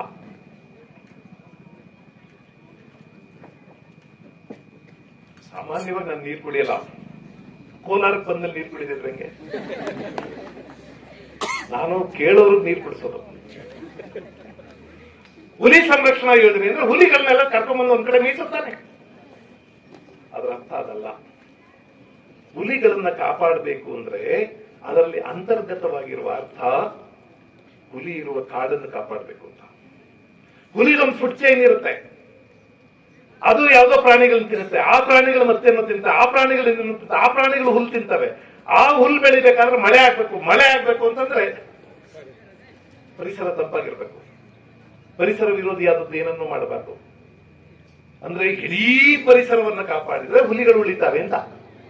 ಹುಲಿ ಅನ್ನೋದು ಬರೀ ಒಂದು ಮೆಟಫರ್ ಅಷ್ಟೇ, ಹುಲಿಯನ್ನೇ ಕಾಪಾಡುದು. ಹುಲಿ ಸಂರಕ್ಷಣಾ ಯೋಜನೆಯಲ್ಲಿ ಹೋಗಿ ನೀವು ಜಿಂಕೆ ಹೊಡೆದ್ಬಿಟ್ರೆ ಆಗಲ್ಲ. ಅರೆ ನೀವು ಹುಲಿಗಳನ್ನ ಕಾಪಾಡ್ತಿರೋದ್ರಿ, ಜಿಂಕೆನ ಯಾರು ಬೇಕಾದ್ರೂ ಹೊಡ್ಕೊಂಡು ತಿನ್ಬೋದು, ಹಂಗಾಗಲ್ಲ. ಈ ಇಡೀ ಫ್ಲೋರಾ ಅದೆಲ್ಲವೂ ಉಳಿದ್ರೆ ಹುಲಿಗಳು ಉಳಿತವೆ ಅಂತ. ಹಾಗೆ ಕನ್ನಡ ಉಳಿಬೇಕು, ಕನ್ನಡ ಬೆಳಿಬೇಕು ಅನ್ನೋದ್ರ ಅರ್ಥ ಬರೀ ಕನ್ನಡ ಲೆಕ್ಚರ್ಗಳು ಬರೆದು ಬಿಟ್ರೆ, ಪಾಠ ಮಾಡಿಬಿಟ್ರೆ, ಸಿನಿಮಾ ಹಾಡು ಬರೆದ್ರೆ, ಸಿನಿಮಾದಲ್ಲಿ ಸಾಹಿತ್ಯ ಬರೆದ್ಬಿಟ್ರೆ ಸಾಕಾಗಲ್ಲ. ಕನ್ನಡದ ಇಂಡಸ್ಟ್ರಿಗಳು ಬೆಳಿಬೇಕು, ಕನ್ನಡದ ಯುವಕರು ಶೂರರಾಗಬೇಕು. ನಾನು ಹೇಳ್ತೀನಿ, ಇನ್ನೂ ಉದಾಹರಣೆಗಳು ಹೇಳ್ತೀನಿ. ಕನ್ನಡದ ಬ್ಯಾಂಕಿಂಗ್ ಬೆಳಿಬೇಕು, ಕನ್ನಡದಲ್ಲಿ ಅಕಾಡೆಮಿಕ್ಸ್ ಬೆಳಿಬೇಕು, ಅಕಾಡೆಮಿಷಿಯಾ ಬೆಳಿಬೇಕು, ಕನ್ನಡದಲ್ಲಿ ಮಳೆ ಬೆಳೆ ಚೆನ್ನಾಗಾಗಬೇಕು, ಕನ್ನಡದ ಸರ್ಕಾರಗಳು ಗೌರವವಾಗಿರ್ಬೇಕು, ಕನ್ನಡದ ರಾಜಕಾರಣಿಗಳು ಧೀಮಂತವಾದ ರಾಜಕಾರಣ ಮಾಡಬೇಕು, ಕರ್ನಾಟಕದ ವ್ಯವಸ್ಥೆ ಭ್ರಷ್ಟಾಚಾರ ರಹಿತವಾಗಿರ್ಬೇಕು. ಇವೆಲ್ಲವೂ ಇದ್ದರೆ ಕನ್ನಡ ಬೆಳೆಯುತ್ತೆ ಹೊರತು ಕವಿಗಳು ಬರೆದು ಬಿಟ್ರೆ ಕನ್ನಡ ಬೆಳೆಯಲ್ಲ. ಹಾಗೆ ನೋಡಿದ್ರೆ ಕವಿಗಳು ಬೆಳೆಯೋದಿದ್ರೆ ಕನ್ನಡ ಬೆಳೆಯುತ್ತೆ ಅನ್ನೋದಾಗಿದ್ರೆ ಕನ್ನಡಕ್ಕೆ ಆತಂಕವೇ ಇರಲಿಲ್ಲ. ಯಾಕೆಂದ್ರೆ ನಮ್ಮಲ್ಲಿ ಕುವೆಂಪು, ಬೇಂದ್ರೆ, ಮಾಸ್ತಿ, ಪೂತಿನ, KS ನರಸಿಂಹಸ್ವಾಮಿ ಇವರೆಲ್ಲ ಕವಿಗಳಿದಾರಲ್ಲ, ಪ್ರಪಂಚದ ಯಾವ ಕವಿಗಳಿಗೂ ಕಡಿಮೆ ಅಲ್ಲ. ಇವರು ವರ್ಲ್ಡ್ ಕ್ಲಾಸ್ ಪೊಯಿಟ್ಸ್, ಯಾವ ಕವಿಗಳಿಗೂ ಕಡಿಮೆ ಅಲ್ಲ. ಕುವೆಂಪು ಅವ್ರದ್ದು ಪದ್ಯ ಇದೆ, ನೀವೆಲ್ಲ ಕೇಳಿರ್ತೀರಿ, ವಿಶ್ವಮಾನವ ಗೀತೆ. ಅನಂತ ತಾನ್ ಅನಂತವಾಗಿ ಆಗುತಿಹನೇ ನಿತ್ಯ ಯೋಗಿ, ಅನಂತ ನೀನ್ ಅನಂತವಾಗು, ಅನಂತ ನೀನ್ ಅನಂತವಾಗು, ಆಗು ಆಗು ಆಗು ಆಗು ಆಗು ಆಗು ಆಗು ಆಗು. ನನಗೆ ಹಾಡನ್ನು ಕೇಳಿದ್ರೆ ಒಬ್ಬ ಜನ ಕವಿ ಬರೀ ಕನ್ನಡಿಗರಿಗೆ ಹೇಳ್ತಾ ಇಲ್ಲ ಈ ಹಾಡನ್ನ, ಅಥವಾ ಒಂದು ಆರ್ಟ್ ಅಂತ ಹಾಡು ಬರ್ದಿಲ್ಲ, ಒಂದು ಗ್ರೇಟ್ ಮೆಸೇಜ್ ಮನುಷ್ಯನ್ಗೆ ಹೇಳ್ತಿರೋದೇನಂದ್ರೆ, ಕ್ಷುದ್ರ ಅಲ್ಲ ಕಣ್ಣಯ್ಯ, ನೀವು ಕ್ಷುದ್ರ ಅಲ್ಲ, ಅನಂತ, ನೀನು ಅನಂತ. You have infinite possibilities, whatever you want to do you can do. ಅನಂತ ತಾನ್ ಅನಂತವಾಗಿ ಆಗುತಿಹನೇ ನಿತ್ಯ ಯೋಗಿ. ಅನಂತನಾಗಿರುವ ಮನುಷ್ಯ ಯಾವನು ಅನಂತ ಅಂತ ಅರ್ಥ ಮಾಡ್ಕೊಂಡು ಅನಂತನಾಗ್ತಾನೋ ಅವನು ಮಾತ್ರವೇ ನಿತ್ಯ ಯೋಗಿ. ಅವನು ಅನಂತ ನೀನ್ ಅನಂತವಾಗಿ. ಮಕ್ಕಳೇ, ನಾವೆಲ್ಲ ನಿಮ್ಗೆ ಹೇಳ್ಬೇಕಾಗಿರ್ಬೋದೆ, ಶುದ್ಧರಲ್ಲ ನೀವು, ಅವಕಾಶವಿಹೀನರಲ್ಲ, ಯಾರೋ ಹಳ್ಳಿ ಹುಡುಗರು ಎಲ್ಲ ಬಿಸಾಕ್ಬೇಕಾದವ್ರು ಅಲ್ಲ ನೀವು. ಅನಂತ ನೀನ್ ಅನಂತವಾಗು. ಆಮೇಲೆ ಆಗು ಆಗು ಆಗು ಆಗು ಅಂದಾಗ ಅದರಲ್ಲಿರುವ ತೀವ್ರತೆ ಗಮನಿಸ್ಬೇಕು ನೀವು. ಈ ಆಗು ಆಗು ಅನ್ನೋ ಬೇರೆ ಬರೆಯಕ್ಕಾಗ್ತಿರ್ಲಿಲ್ವ ಕವಿ, ಆದ್ರೆ 4 ಸಲ ಆಗು ಅಂತಾರೆ. ಯಾಕೆ? ಆ ಪುನರಾವರ್ತನೆಯಲ್ಲಿ ಆ ತುಡಿತ ಇದೆ, ಆ ಒತ್ತಾಯ ಇದೆ. ಈಗ ಒಂದ್ ಮಗು ನಾವು ಬರ್ಬೇಕು ಅಂದ್ರೆ ಬಾರೋ ಬಾರೋ ಬಾ ಬಾ ಬಾ ಬಾ ಬಾ ಬಾ ಬಾ ಅಂತಾರಲ್ಲ, ಅದೇ ಕಷ್ಟ ಅನ್ಬೇಕು, ಬಾ ಅನ್ನಲ್ಲ ಅಲ್ವಲ್ಲ. ಆ ಬಾ ಬಾ ಬಾ ಬಾ ಅನ್ನೋದು ಆ ಮಗುವಿನ ಬಗ್ಗೆ ಇರುವ ಆಸೆ, ತುಡಿತ. ಅದನ್ನ ಏನಾದ್ರೂ ಮಾಡಿ ಹಿಡ್ಕೋಬೇಕು, ಮುಟ್ಟಬೇಕು. ಈ ಈ ಈ ಮೃದುತ್ವವನ್ನ, ಈ ಕೋಮಲತೆಯನ್ನ, ಈ ಭಗವತ್ ಸೃಷ್ಟಿಯ ಈ ಚೆಲುವನ್ನ ನಾವು ಮುಟ್ಟಬೇಕು, ನಾವು ಅನುಭವಿಸ್ಬೇಕು ಅನ್ನೋ ಆಸೆ ಇದೆಯಲ್ಲ, ಅದು ಬಾ ಬಾ ಬಾ ಬಾ ಬಾ ಅನ್ನೋದು. ಹಾಗೆ ಆಗು ಆಗು ಆಗು ಆಗು ಅಂದ್ರೆ ಕವಿಯ ತುಡಿತ. ನೆವರ್ ಗಿವ್ ಅಪ್, ಬಿಟ್ಬಿಡ್ಬೇಡ್ರೆ. ಆಗು ಆಗು ಆಗು ಆಗು. ಕವಿ ಕನ್ನಡಿಗರು ಕೊಟ್ಟಿದ್ದಲ್ಲ, ಇದನ್ನು ವಿಶ್ವಮಾನವ ಗೀತೆ ಅಂತ ಕರೀತಾರೆ. ನಾನು ಅದಕ್ಕೆ ಹೇಳ್ತೀವರೆಲ್ಲ ವರ್ಲ್ಡ್ ಕ್ಲಾಸ್ ಪೊಯಿಟ್ಸ್. ಕನ್ನಡ ಭಾಷೆ ಇವರ ಮಾತಿನಲ್ಲಿರೋದನ್ನ ಗಮನಿಸ್ಬೇಕು ನಾವು. ಕುವೆಂಪು ಅವರು ಒಂದು ಪದ್ಯ, PS ವೆಂಕಣ್ಣಯ್ಯ ಅಂತ ಮೈಸೂರಿನಲ್ಲಿ ಪುಣ್ಯಾತ್ಮರಿದ್ರು. ನೀವು ಅವಕಾಶ ಸಿಕ್ಕಿದ್ರೆ ಅವ್ರ ಬಗ್ಗೆ ಓದ್ಬಿಡಿ. 3 ತಲೆಮಾರು ಅಂತ ಪುಸ್ತಕ ಇದೆ, ತಸು ಶಾಮರಾಯರು ಬರ್ತಿರೋ ಪುಸ್ತಕ, ದಯವಿಟ್ಟು ಓದ್ಬೇಕಂತ. ಒಬ್ಬ ಮನುಷ್ಯ ಇಷ್ಟು ದೊಡ್ಡವನಾಗ್ಬೋದಾ? PS ವೆಂಕಣ್ಣಯ್ಯನವ್ರ ಕತೆ ಓದ್ಬೇಕು. ಕುವೆಂಪು ಅವ್ರ ಗುರುಗಳು. ಕುವೆಂಪು ಬರೀತಾರೆ, ನಾನು ದೇವರನ್ನ ನೋಡಿಲ್ಲ, ನಾನು ನೋಡಿರೋದು ವೆಂಕಣ್ಣಯ್ಯನವ್ರ ಮಾತ್ರ ಅಂತ. ಈ ಕರ್ನಾಟಕದ ಭೂಮಿಯ ಮೇಲೆ ಐ ಆಮ್ ರೆಸ್ಪಾನ್ಸಿಬಲ್, ಜವಾಬ್ದಾರಿಯಿಂದ ಹೇಳ್ತಿದ್ದೀನಿ. ಈ ಕರ್ನಾಟಕದ ಭೂಮಿಯ ಮೇಲೆ PS ವೆಂಕಣ್ಣಯ್ಯನವ್ರಿಗಿಂತ ದೊಡ್ಡ ಮನುಷ್ಯ ಯಾರು ನಡೆದಿಲ್ಲ. ಅಂತ ಮಹಾನುಭಾವ ಕುವೆಂಪು ಅವರು. ಅವ್ರು ಬರೆದ ಪದ್ಯಗಳನ್ನೆಲ್ಲ ಅವ್ರ ಗುರುಗಳವರು ಹೇಳ್ತಿದ್ರು ಅಂತ ಅವ್ರಿಗೆ ಓದ್ತಾ ಇದ್ರು. ಅವನೊಂದು ಪದ್ಯ, ಭಾ ಫಾಲ್ಗುಣ ರವಿ ದರ್ಶನಕ್ಕೆ ಅಂತ. ಶಿವಮಂದಿರ ಸಮ ವನಸುಂದರ ಸುಮ ಶೃಂಗಾರದ ಗಿರಿ ಶೃಂಗಕ್ಕೆ ಬಾ ಫಾಲ್ಗುಣ ರವಿ ದರ್ಶನಕ್ಕೆ. ಕುಂಕುಮ ಧೂಳಿಯ ದಿಕ್ತಟ ವೇದಿಯಳು ಓಕುಳಿಯಳು ಮಿಂದೇಳುವನು. ಕೋಟಿ ವಿಹಂಗಮ ರಂಗ ಮಂಗಲ ರಸ ನೈವೇದ್ಯಕ್ಕೆ ಮುದ ತಾಳುವನು. ಚಿನ್ನದ ಚೆಂಡೆನೆ ಮೂಡುವನು, ಒಂದನೆ ಮೈನೀರು ನೀಡುವನು. ಸೃಷ್ಟಿಯ ಹೃದಯಕ್ಕೆ ಪ್ರಾಜ್ಞೆಯ ಒಳೆ ಹರಿಸೆರವಿ ದಯ ಮಾಡುವನು. ತೆರೆಯಾಗಿ ನೊರೆ ಕಡಲಿನೆ ನೋಡುವ ಕಣ್ಣೋಡುವವರೆಗೆ. ಕಣಿವೆ ತುಂಬಿದ ಬನಸಿರಿ ಹಂಬಿರೆನ್ನು ಧುಳಿ ಸಮಹಿಮ ಬಾಂಕರೆಗೆ. ಪ್ರತಿಭೆಯ ಹೋಮಾಗ್ನಿಯ ಮೇಲೆ ಕವಿ ಮನತಾನು ಉರಿದುರಿದೇಳೆ. ಮರಗಿಡದಲ್ಲಿ ಜಲದೊಡಲಲ್ಲಿ ಇದಕ್ಕೋ ಸ್ಪಂದಿಸುತ್ತಿದೆ ಭಾವಜ್ವಾಲೆ. ಅಂದ ತಕ್ಷಣ PS ವೆಂಕಣ್ಣಯ್ಯನವರು ಧಾಡ್ ಅಂತ ಮೇಲೆ ಕೆತ್ಬಿಟ್ರಂತೆ. 6.5 ಅಡಿ ಎತ್ತರದ ಮನುಷ್ಯ, ಅವರು ತುಂಬಾ ಎತ್ತರ ಇತ್ತು. 6.5 ಅಡಿ ಎತ್ತರದ ಮನುಷ್ಯ ಎದ್ದು ನಿಂತ್ಕೊಂಡು ಕೈಯನ್ನು ಮೇಲೆತ್ತಿ, ಪುಟ್ಟಪ್ಪ, ಪ್ರಪಂಚದ ಯಾವ ಕವಿ ಇದಕ್ಕಿಂತ ಒಳ್ಳೆ ಪದ್ಯ ಬರೆದಿದ್ದಾನೆ ಹೇಳುವಂತ. ಅವ್ರು ಓದಿದವರು ಪ್ರಪಂಚದ ಎಲ್ಲಾ ಕವಿಗಳು, ಪ್ರಪಂಚದ ಯಾವ ಕವಿ ಇದಕ್ಕಿಂತ ಒಳ್ಳೆ ಪದ್ಯ ಬರೆದಿದ್ದಾನೆ ಹೇಳು. ಬೇಂದ್ರೆ ಅವರ ಪದ್ಯ, ಭೃಂಗದ ಬೆನ್ನೇರಿ ಬಂತು ಕಲ್ಪನಾ ವಿಲಾಸ, ಮಸೆದ ಗಾಳಿ ಪಕ್ಕ ಪಡೆಯುತ್ತಿತ್ತು ಸಹಜ ಪ್ರಾಸ, ಮಿಂಚಿ ಮಾಯವಾಗುತ್ತಿತ್ತು ಒಂದು ಮಂದಹಾಸ. ಭೃಂಗದ ಬೆನ್ನೇರಿ ಬಂತು ಕಲ್ಪನಾ ವಿಲಾಸ, ಏನು ಜೇನು ಎನೆ ಗುಂಗುಂಗಾನ. ಓಂಕಾರದ ಶಂಖನಾದಕ್ಕಿಂತ ಕಿಂಚಿದೂನ. ಕವಿಯ ಏಕತಾನ ಕವನದಂತೆ ನಾದಲೀನ. ಕೀರ್ತಿನಾಥ್ ಕೊರ್ತುಕೋಟಿ ಬರೀತಾರೆ, ವರ್ಲ್ಡ್ ಕ್ಲಾಸ್ ಪೊಯೆಟ್ರಿ ಅಂದ್ರೆ ಹಿಂಗಿರುತ್ತೆ. ವರ್ಲ್ಡ್ ಕ್ಲಾಸ್ ಪೊಯೆಟ್ರಿ ಅಂದ್ರೆ ಹಿಂಗಿರುತ್ತೆ. ಕನ್ನಡದ ಕವಿಗಳು ಸಾಮಾನ್ಯರಲ್ಲ. KS ನರಸಿಂಹಸ್ವಾಮಿ ಅವರ ಪದ್ಯಗಳನ್ನ ಹಾಡಿದ್ರೆ, ಅಪ್ಪ ನಮ್ಮ ನಾಲಿಗೆ ಪುಣ್ಯ ಇದನ್ನ ಹಾಡೋದು ಅನ್ಸುತ್ತೆ. ನಮ್ಮ ನಾಲಿಗೆ ಪುಣ್ಯ ಮಾಡಿರ್ಬೇಕ್ರಿ ಇಂಥ ಹಾಡುಗಳನ್ನ ಹಾಡೋಕೆ. ಜೋಯಿಸರ ಹೊಲದೊಳಗೆ ಕುಣಿವ ಕೆಂಗರುವಿನ ಕಣ್ಣಲ್ಲಿ ನಿನ್ನ ಹೆಸರು. ತಾಯ ಮೊಲೆಯಲ್ಲಿ ಕರು ತುಟಿಯಿಟ್ಟು ಚೆಲ್ಲಿಸಿದ ಹಾಲಲ್ಲಿ ನಿನ್ನ ಹೆಸರು. ಹೊಂದಾಳೆ ಹೂವಿನಲ್ಲಿ ಹೊರಟ ಪರಿಮಳದಲ್ಲಿ ಉಯ್ಯಾಲೆ ನಿನ್ನ ಹೆಸರು. ಉಯ್ಯಾಲೆ ನಿನ್ನ ಹೆಸರು. ಹೂಬನದ ಬಿಸಿಲಲ್ಲಿ ನರ್ತಿಸುವ ನವಿಲಿನ ದನಿಯಲ್ಲಿ ನಿನ್ನ ಹೆಸರು. ಮರೆತಾಗ ತುಟಿಗೆ ಬಾರದೆ ಮೋಡ ಮರೆಯಿರಲು ಬೆಳದಿಂಗಳು ನಿನ್ನ ಹೆಸರು.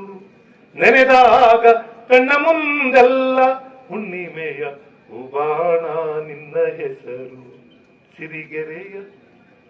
ಸಿರಿಗೆರೆಯ ನೀರಿನಲ್ಲಿ ಬಿರಿದ ತಾವರೆಯಲ್ಲಿ ಕೆಂಪಾಗಿ ನಿನ್ನ ಹೆಸರು. ಗುಡಿಯ ಗೋಪುರದಲ್ಲಿ ಮೆರೆವ ದೀಪಗಳಲ್ಲಿ ಬೆಳಕಾಗಿ ನಿನ್ನ ಹೆಸರು.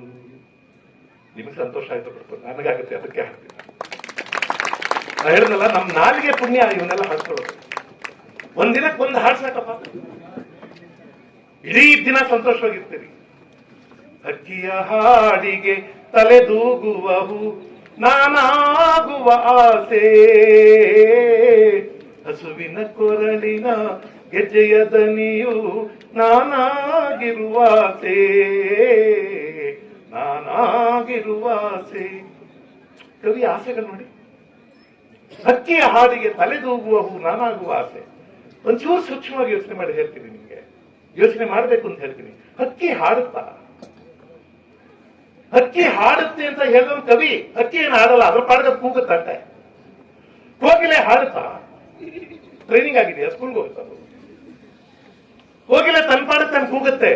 ಅದನ್ನ ಕೂಗು ಅನ್ನುವುದನ್ನ ಹಾಡು ಅನ್ನುವ ಅರ್ಥ ಆರೋಪಿಸಿದ ಕವಿ. ಅದಕ್ಕೆ ಕೋಗಿಲೆಯನ್ನು ಹಾಡೋದಿಲ್ಲಪ್ಪ. ಪಂಚಮ ಸ್ವರದಲ್ಲಿ ಹಾಡಿತು ಕೋಗಿಲೆ ಅಂತ ಒಂದು ಹಾಡಿದೆ. ಕೋಗಿಲೆಗೆ ಪಂಚಮ ಸ್ವರ ಅನ್ನೋದೆಲ್ಲ ಗೊತ್ತಿಲ್ಲ, ಅದ್ರ ಪಾಠದ ಹಾಡುತ್ತೆ. ಹಕ್ಕಿಯ ಹಾಡಿಗೆ ತಲೆದೂಗುವ ಹೂ ತಲೆದೂಗುತ್ತಾ? ಗಾಳಿ ಸುಮ್ಮನೆ ಅಗಾಡ್ತದಷ್ಟೇ.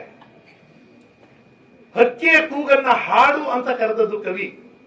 ಹೂವು ಅಲ್ಲಾಡೋದನ್ನ ತಲೆದೂಗುವುದು ಅಂತ ಹೇಳಿದ್ದು ಕವಿ. ಹಕ್ಕಿ ಹಾಡುತ್ತೆ, ಹೂವು ತಲೆದೂಗುತ್ತೆ. ಇವು ಯಾವುದಕ್ಕೂ ಅದಕ್ಕೆ ಹಾಡಬೇಕು ಅನ್ನೋ ಉದ್ದೇಶ ಇಲ್ಲ, ಇದಕ್ಕೆ ತಲೆದೂಗಬೇಕು ಅನ್ನೋ ಉದ್ದೇಶ ಇಲ್ಲ. ಪ್ರಕೃತಿಯಲ್ಲಿ ತನ್ನಂತಾನೆ ನಡೆಯುವ ಕ್ರಿಯೆ ಇದು. ಆದ್ರೆ ಕವಿಗೆ ಇದೆಲ್ಲವೂ ತನ್ನಂತಾನೆ ನಡೆಯೋದಿಲ್ಲ. ಅದು ಹಾಡ್ತಾ ಇದೆ, ಇದು ತಲೆದೂಗ್ತಾ ಇದೆ ಅಂತ ಅನ್ಸುತ್ತೆ. ಎಂಥ ಗ್ರೇಟ್ ದರ್ಶನ ಅಲ್ವಾ ಇದು? ಎಂಥ ಅದ್ಭುತವಾದ ದರ್ಶನ ಅಲ್ವಾ ಮಕ್ಕಳ? ಕ್ಷುದ್ರರಾಗ್ಬಿಡ್ತಿದೀವಿ ನಾವು. ದೊಡ್ಡದನ್ನ ಸ್ವೀಕರಿಸೋಕೆ ಆಗಲಿರುವಷ್ಟು ಕ್ಷುದ್ರರಾಗ್ತಿದೀವಿ. ನಮ್ ಕನ್ಸರ್ನ್ಗಳೆಲ್ಲ ಎಲ್ಲಿದೆ? ಬಿಗ್ ಬಾಸ್ ಅಲ್ಲಿ ಈ ಸತಿ ಯಾರು ಗೆಲ್ತಾರೆ ಹೋಯ್ತಾರೆ? ಅರೆ ನಾವು ಚರ್ಚೆ ಮಾಡ್ಬೇಕಾದ್ರೆ we are debating unnecessary unwarranted things. There is a lot going on. ಅಥವಾ ಟೆಕ್ನಾಲಜಿ ಏನೇನು ನಡೀತಾ ಇದೆಯಲ್ಲಪ್ಪ, ಎಷ್ಟೊಂದು ನಡೀತಾ ಇದೆ ಟೆಕ್ನಾಲಜಿಯಲ್ಲಿ. ನಿಮ್ ಕೈಲಿ ಒಂದು ಅದ್ಭುತವಾದ ಗ್ಯಾಜೆಟ್ ಇದೆ. ಈ 21ನೇ ಶತಮಾನ ಕಂಡು ಹಿಡಿದಂತ ಮ್ಯಾಜಿಕ್ ಇದು. The greatest invention of 21st century is the smartphone. ನೀವು ಗೂಗಲ್ ಓಪನ್ ಮಾಡಿದ್ರೆ ನೀವು ಅದನ್ನ ಮೆಜರ್ ಮಾಡಕ್ಕೆ ನಿಮ್ಮ ಹತ್ರ ಮಾಪಕಗಳಿಲ್ಲ. ನಾವೆಲ್ಲ ನಮ್ಮ ಕಾಲದಲ್ಲಿ ಮೆಜರ್ ಅಂದ್ರೆ ಕೆಜಿ, ಕಿಲೋಗ್ರಾಮು, ಲೀಟ್ರು, ಮೀಟ್ರು, ಅದಕ್ಕಿಂತ ಹಿಂದೆ ಸೇರು, ಪಾವು, ಚಟಾಕು, ಕೊಳಗ. ಆದ್ರೆ ಈಗ ಇನ್ಫಾರ್ಮೇಶನ್ ಇದೆಯಲ್ಲ, ಅದನ್ನ ಅಳಿಯೋದಕ್ಕೆ ನಮ್ಮ ಹತ್ರ ಮ್ಯಾಪ್ಗಳಿಲ್ಲ. ಅದನ್ನ ಬೈಟ್ ಅಂತಾರೆ. ಒಂದು ಬೈಟ್ ಅಂದ್ರೆ ಎಷ್ಟು ಅಂತ ಗೊತ್ತಿಲ್ಲ ನಮಗೆ. ಮೆಗಾಬೈಟ್ ಅಂದ್ರೇನು, ಗಿಗಾಬೈಟ್ ಅಂದ್ರೇನು, ಟೆರಾಬೈಟ್ ಅಂದ್ರೇನು, ಪೆಟಾಬೈಟ್ ಅಂದ್ರೇನು, ಹಂಗಂದ್ರೆ ಎಷ್ಟಾಗ್ಬೋದು ಅಂತ ಕಲ್ಪನೆ ಇಲ್ಲ. ಒಂದ್ ಸೇರು ಅಕ್ಕಿ ಅಂದ್ರೆ ನಮಗೆ ಕೆಳಗೆ ಹಾಕಿದ್ರೆ ಇದೊಂದು ಸೇರ್ ಆಗುತ್ತೆ ಅಂತ ಗೊತ್ತಾಗುತ್ತೆ. ಆದ್ರೆ ಒಂದು ಮೆಗಾಬೈಟ್ ಇನ್ಫಾರ್ಮೇಶನ್ ಅಂದ್ರೆ ಎಷ್ಟು ಅಂತ ಗೊತ್ತಿಲ್ಲ ನಮಗೆ.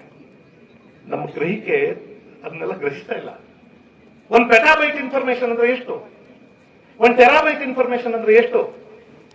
1 kg ಸಕ್ಕರೆ, 1 ಲೀಟರ್ ಹಾಲು ಹೇಳ್ಬೋದು, ಅಥವಾ ಇದರಲ್ಲಿ 10 ಲೀಟರ್ ಹಾಲಿದೆ ಅಂತ ಹೇಳ್ಬೋದು. ನಮ್ಮ ಗ್ರಹಿಕೆಗೆ ಸಿಗುತ್ತೆ. ಆದ್ರೆ ನಿಮ್ಮ ಗ್ರಹಿಕೆಗೆ ಸಿಗದ ಮಾಪಕಗಳಿವೆ. ನಾವು ಇಂಥದ್ದೊಂದು ಅದ್ಭುತವಾದ ಗ್ಯಾಜೆಟ್ ಇಟ್ಕೊಂಡು ಎಲ್ಗೋಯ್ತೀಯಾ? ನಿಮ್ಮ ಅಪ್ಪ ಮನೇಲವ್ರ? ಊಟ ಆಯ್ತಾ? ತಿಂಡಿ ತಿಂತ? ಇದಕ್ಕೆ ಬೆಳೆಸಿದೀವಲ್ಲ, ಎಂತ ಕ್ಷುದ್ರವಲ್ಲ ನಾವು. ಅರೆ ನೀವು ಒಂದು ಆಪ್ ಓಪನ್ ಮಾಡಿ ಆಕಾಶಕ್ಕೆ ಹಿಡಿದ್ರೆ ಆಕಾಶದಲ್ಲಿರುವ ಗ್ರಹ ನಕ್ಷತ್ರಗಳ ಕಾನ್ಸ್ಟಿಲೇಷನ್ ಇದ್ರಲ್ಲಿ ಕಾಣಿಸುತ್ತೆ. ಯಾವ ಯಾವ ಗ್ರಹಗಳು ಎಲ್ಲಿ ಯಾವ ಆರ್ಡರ್ ಅಲ್ಲಿ ಅರೇಂಜ್ ಆಗಿವೆ ಅಂತ ಕಾಣಿಸುತ್ತೆ. ಒಂದು ಆಪ್ ಓಪನ್ ಮಾಡಿದ್ರೆ ಈಗ ಆಕಾಶದಲ್ಲಿ ಓಡಾಡ್ತಾ ಇರುವಂತ ಸಾವಿರಾರು ವಿಮಾನಗಳಿವೆಯಲ್ಲ, ಆ ಎಲ್ಲ ವಿಮಾನಗಳು ಎಲ್ಲಿ ನಿಂತಿವೆ ಅಂತ ಗೊತ್ತಾಗುತ್ತೆ. ಒಂದು ಪರ್ಟಿಕ್ಯುಲರ್ ವಿಮಾನ ಮುಂದಿನ ವಾರ ನಿರಂಜನ್ ಅಥವಾ ನಾನು ಎಲ್ಲೋ ಟ್ರಾವೆಲ್ ಮಾಡ್ತೀವಿ ಅಂದ್ರೆ ಆ ವಿಮಾನ ಈಗ ಎಲ್ಲಿದೆ ಅಂತ ನಾವು ಇದ್ರಲ್ಲಿ ನೋಡ್ಬೋದು. ಇಂಥದ್ದೊಂದು ಇಟ್ಕೊಂಡು ನಾವು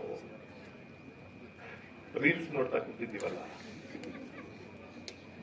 ಎಲ್ಲಿದ್ದೀವಿ ನಾವು?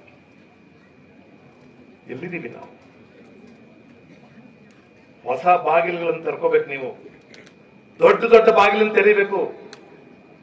ಹಳ್ಳಗಳಲ್ಲಿ ಈಜಾಡೋದಲ್ಲ, ಸಮುದ್ರ ನೋಡ್ಬೇಕು. ಕನ್ನಡ ನಾಡು, ಕನ್ನಡ ಭಾಷೆ, ಕನ್ನಡ ಸಂಸ್ಕೃತಿ ಬೆಳೆಯೋದು ಹಾಗೆ.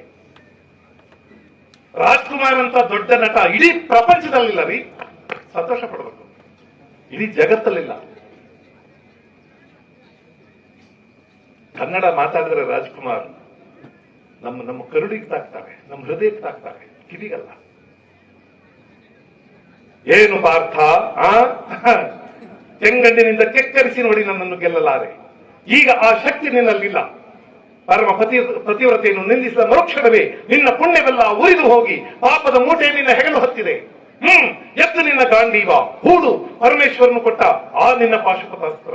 ಶಿವನನ್ನು ಗೆದ್ದ ನಿನ್ನ ಶೌರ್ಯ ಪರಾಕ್ರಮ ನನಗೂ ಸ್ವಲ್ಪ ತಿಳಿಯಲಿ, ಅಥವಾ ಶಿವನನ್ನು ಗೆದ್ದೆ ಎಂಬ ಅಹಂಕಾರ ನನ್ನಿಂದಲೇ ಮಣ್ಣಾಗಲಿ. Challenge to university. Primary school education ಮುಗ್ದಿಲ್ಲ. ನಿಮ್ಗೆ ಝೀಲ್ ಇದ್ರೆ, ಪಡ್ಕೋಬೇಕು ಅನ್ನೋ ಹಂಬಲ ಇದ್ರೆ, ಆಸೆ ಇದ್ರೆ ಯಾವ ಜ್ಞಾನ ಬೇಕಾದ್ರೂ ಪಡ್ಕೋಬಹುದು. ಎಸ್ ಜಾನಕಿ ಅನ್ನುವಂತ ಒಬ್ಬ ಗಾಯಕಿ ಸ್ಕೂಲಿಗೆ ಮುಗ್ದಿಲ್ಲ, ತಾಯಿಗೆ ಸ್ಕೂಲಿಗೆ ಮುಗ್ದಿಲ್ಲ. ನಾನು ಮೊದಲ ಸಲ ಒಂದು ಭೇಟಿ ಮಾಡಿದಾಗ ಐ ಸ್ವೇರ್ ಆನ್ ಗಾಡ್, ನನ್ನ ನಾಲ್ಗೆ ಬಿದ್ದೋಗ್ಬಿಟ್ಟಿತ್ತು, ಮಾತಾಡಕ್ಕೆ ಆಗ್ತಾ ಇಲ್ಲ.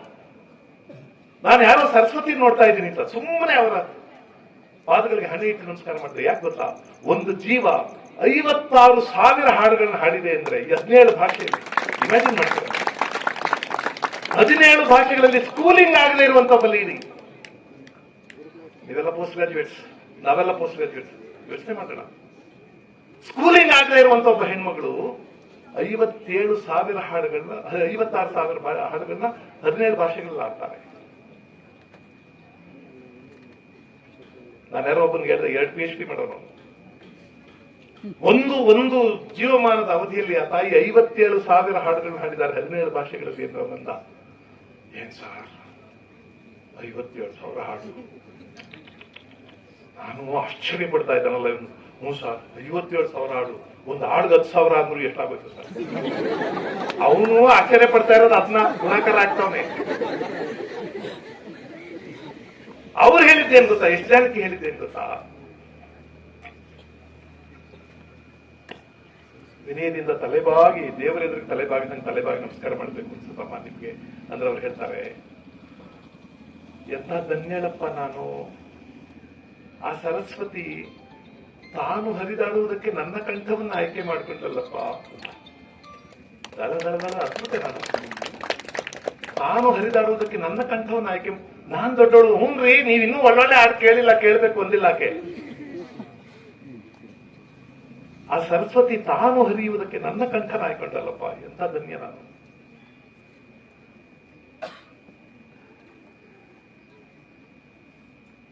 ಮೊಹಮ್ಮದ್ ರಫಿ 5,500 ಹಾಡು ಹಾಡಿದ್ದಾರೆ. 5,500 ಹಾಡು. ಮೊಹಮ್ಮದ್ ರಫಿ, ಲತಾ ಮಂಗೇಶ್ಕರ್ ಇಂಥ ಗಾಯಕರು, S P Balasubrahmanyam, P Srinivas, Rajkumar. ನಾನು ಬಹಳ ಸಲ ಹೇಳ್ತೀನಿ, ಒಂದು ನಾಡು ಕಾದು ಕಾದು ಕಾದು ಕಾದು ತಪಸ್ ಮಾಡಿ ಹುಟ್ಟಿಸ್ಕೋಬೇಕಿತ್ತವ್ರನ್ನ. ಸಿಕ್ಕದ ಕಡೆಯಲ್ಲಿ ಹುಟ್ಟುಬಿಡಲ್ಲ ಇವರು. ನನಗೆ ರೋಮಾಂಚನ ಆಗಿದೆ. ಎಸ್ ಪಿ ಬಾಲಸುಬ್ರಹ್ಮಣ್ಯಂ ನನ್ನ ಜೊತೆ ಹೇಳಿದ್ರು ಸರ್, ರೋಮಾಂಚನ ಆಗಿದ್ದೇನೆಂದ್ರೆ, ಬಾಲಸುಬ್ರಹ್ಮಣ್ಯಂ 47,000 ಹಾಡು ಹಾಡಿದ್ದಾರೆ. ಅವ್ರು ಹೇಳಿದ್ರು, 47,000 ಹಾಡು ನಾನು ಆಡಿದ್ದೀನಿ, 5,500 ಹಾಡು ರಫಿ ಸಾಹೇಬ್ ಆಡಿದ್ದಾರೆ. ನನ್ನ 1,000 ಹಾಡು ಅವ್ರದ್ದೊಂದು ಹಾಡಿಗೆ ಸಮ ಅಲ್ಲ. ಹಿ ಈಸ್ ಮೈ ಗಾಡ್ ಅಂತ. ಒಂದು ವೇಳೆ ನಾವು ಶುದ್ರರು, ಅವನು ಈ ಜಾತಿ, ಈ ಮತ, ಆ ಪಂಥ, ಅವನು ಆ ಧರ್ಮ, ಆ ನಂಬಿಕೆ, ಒಂದು ಈ ಫಿಲಾಸಫಿ, ಇವನ್ನೆಲ್ಲ ಸಾಯ್ತಿದೀವಿ, ಹೊಡೆದಾಡ್ತಿದೀವಲ್ವಾ? ಒಬ್ಬ ಕಲಾವಿದ ತನ್ನದಲ್ಲದ ಇನ್ನೊಂದು ಧರ್ಮದವನನ್ನ ಹಿ ಈಸ್ ಮೈ ಗಾಡ್, ನಾನ್ ಪೂಜೆ ಮಾಡೋದು ಅವರನ್ನೇ ಅಂತಾರಲ್ವಾ? ಕಲೆ ಎಷ್ಟು ದೊಡ್ಡದಲ್ವಾ? ಇದನ್ನೆಲ್ಲ ದಾಟಿ ಹೋಗಿ ಅವನ ದೇವರು ಅಂತ ಅನ್ಬೇಕಾದ್ರೆ ಕಲೆ ಎಷ್ಟು ದೊಡ್ಡದಲ್ವಾ?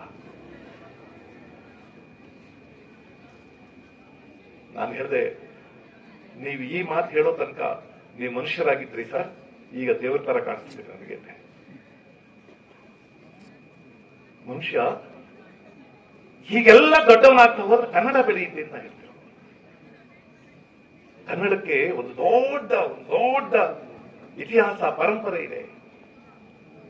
ನಾನು ಬಳಸಲು ಹೇಳ್ತೀನಿ, ಕನ್ನಡವನ್ನು ಉಳಿದೆನಗೆ ಅನ್ಯ ಜೀವನವಿಲ್ಲ, ಕನ್ನಡವೇ ಎನ್ನುಸಿರು ಪೆತ್ತೆನ್ನ ತಾಯಿ, ಕನ್ನಡವೇ ಧನಧಾನ್ಯ, ಕನ್ನಡವೇ ಮನೆಮಾನ್ಯ, ಕನ್ನಡವೇ ಎನಗಾಯ್ತು ಕಣ್ಣು ಕಿವಿ ಬಾಯಿ. ಬೆನಗಲ್ ರಾಮರಾವನವರು ಹಾಡಿದ ಪದ್ಯ ಇದು. ಎಷ್ಟೋ ವರ್ಷಗಳ ಹಿಂದೆ, ಒಂದು 80 ವರ್ಷ ಆಗಿದೆ ಅವರು ಬರೆದು. ನಮಗೂ ಅಷ್ಟೇ, ಕನ್ನಡವೇ ಎನಗಾಯ್ತು ಕಣ್ಣು ಕಿವಿ ಬಾಯಿ.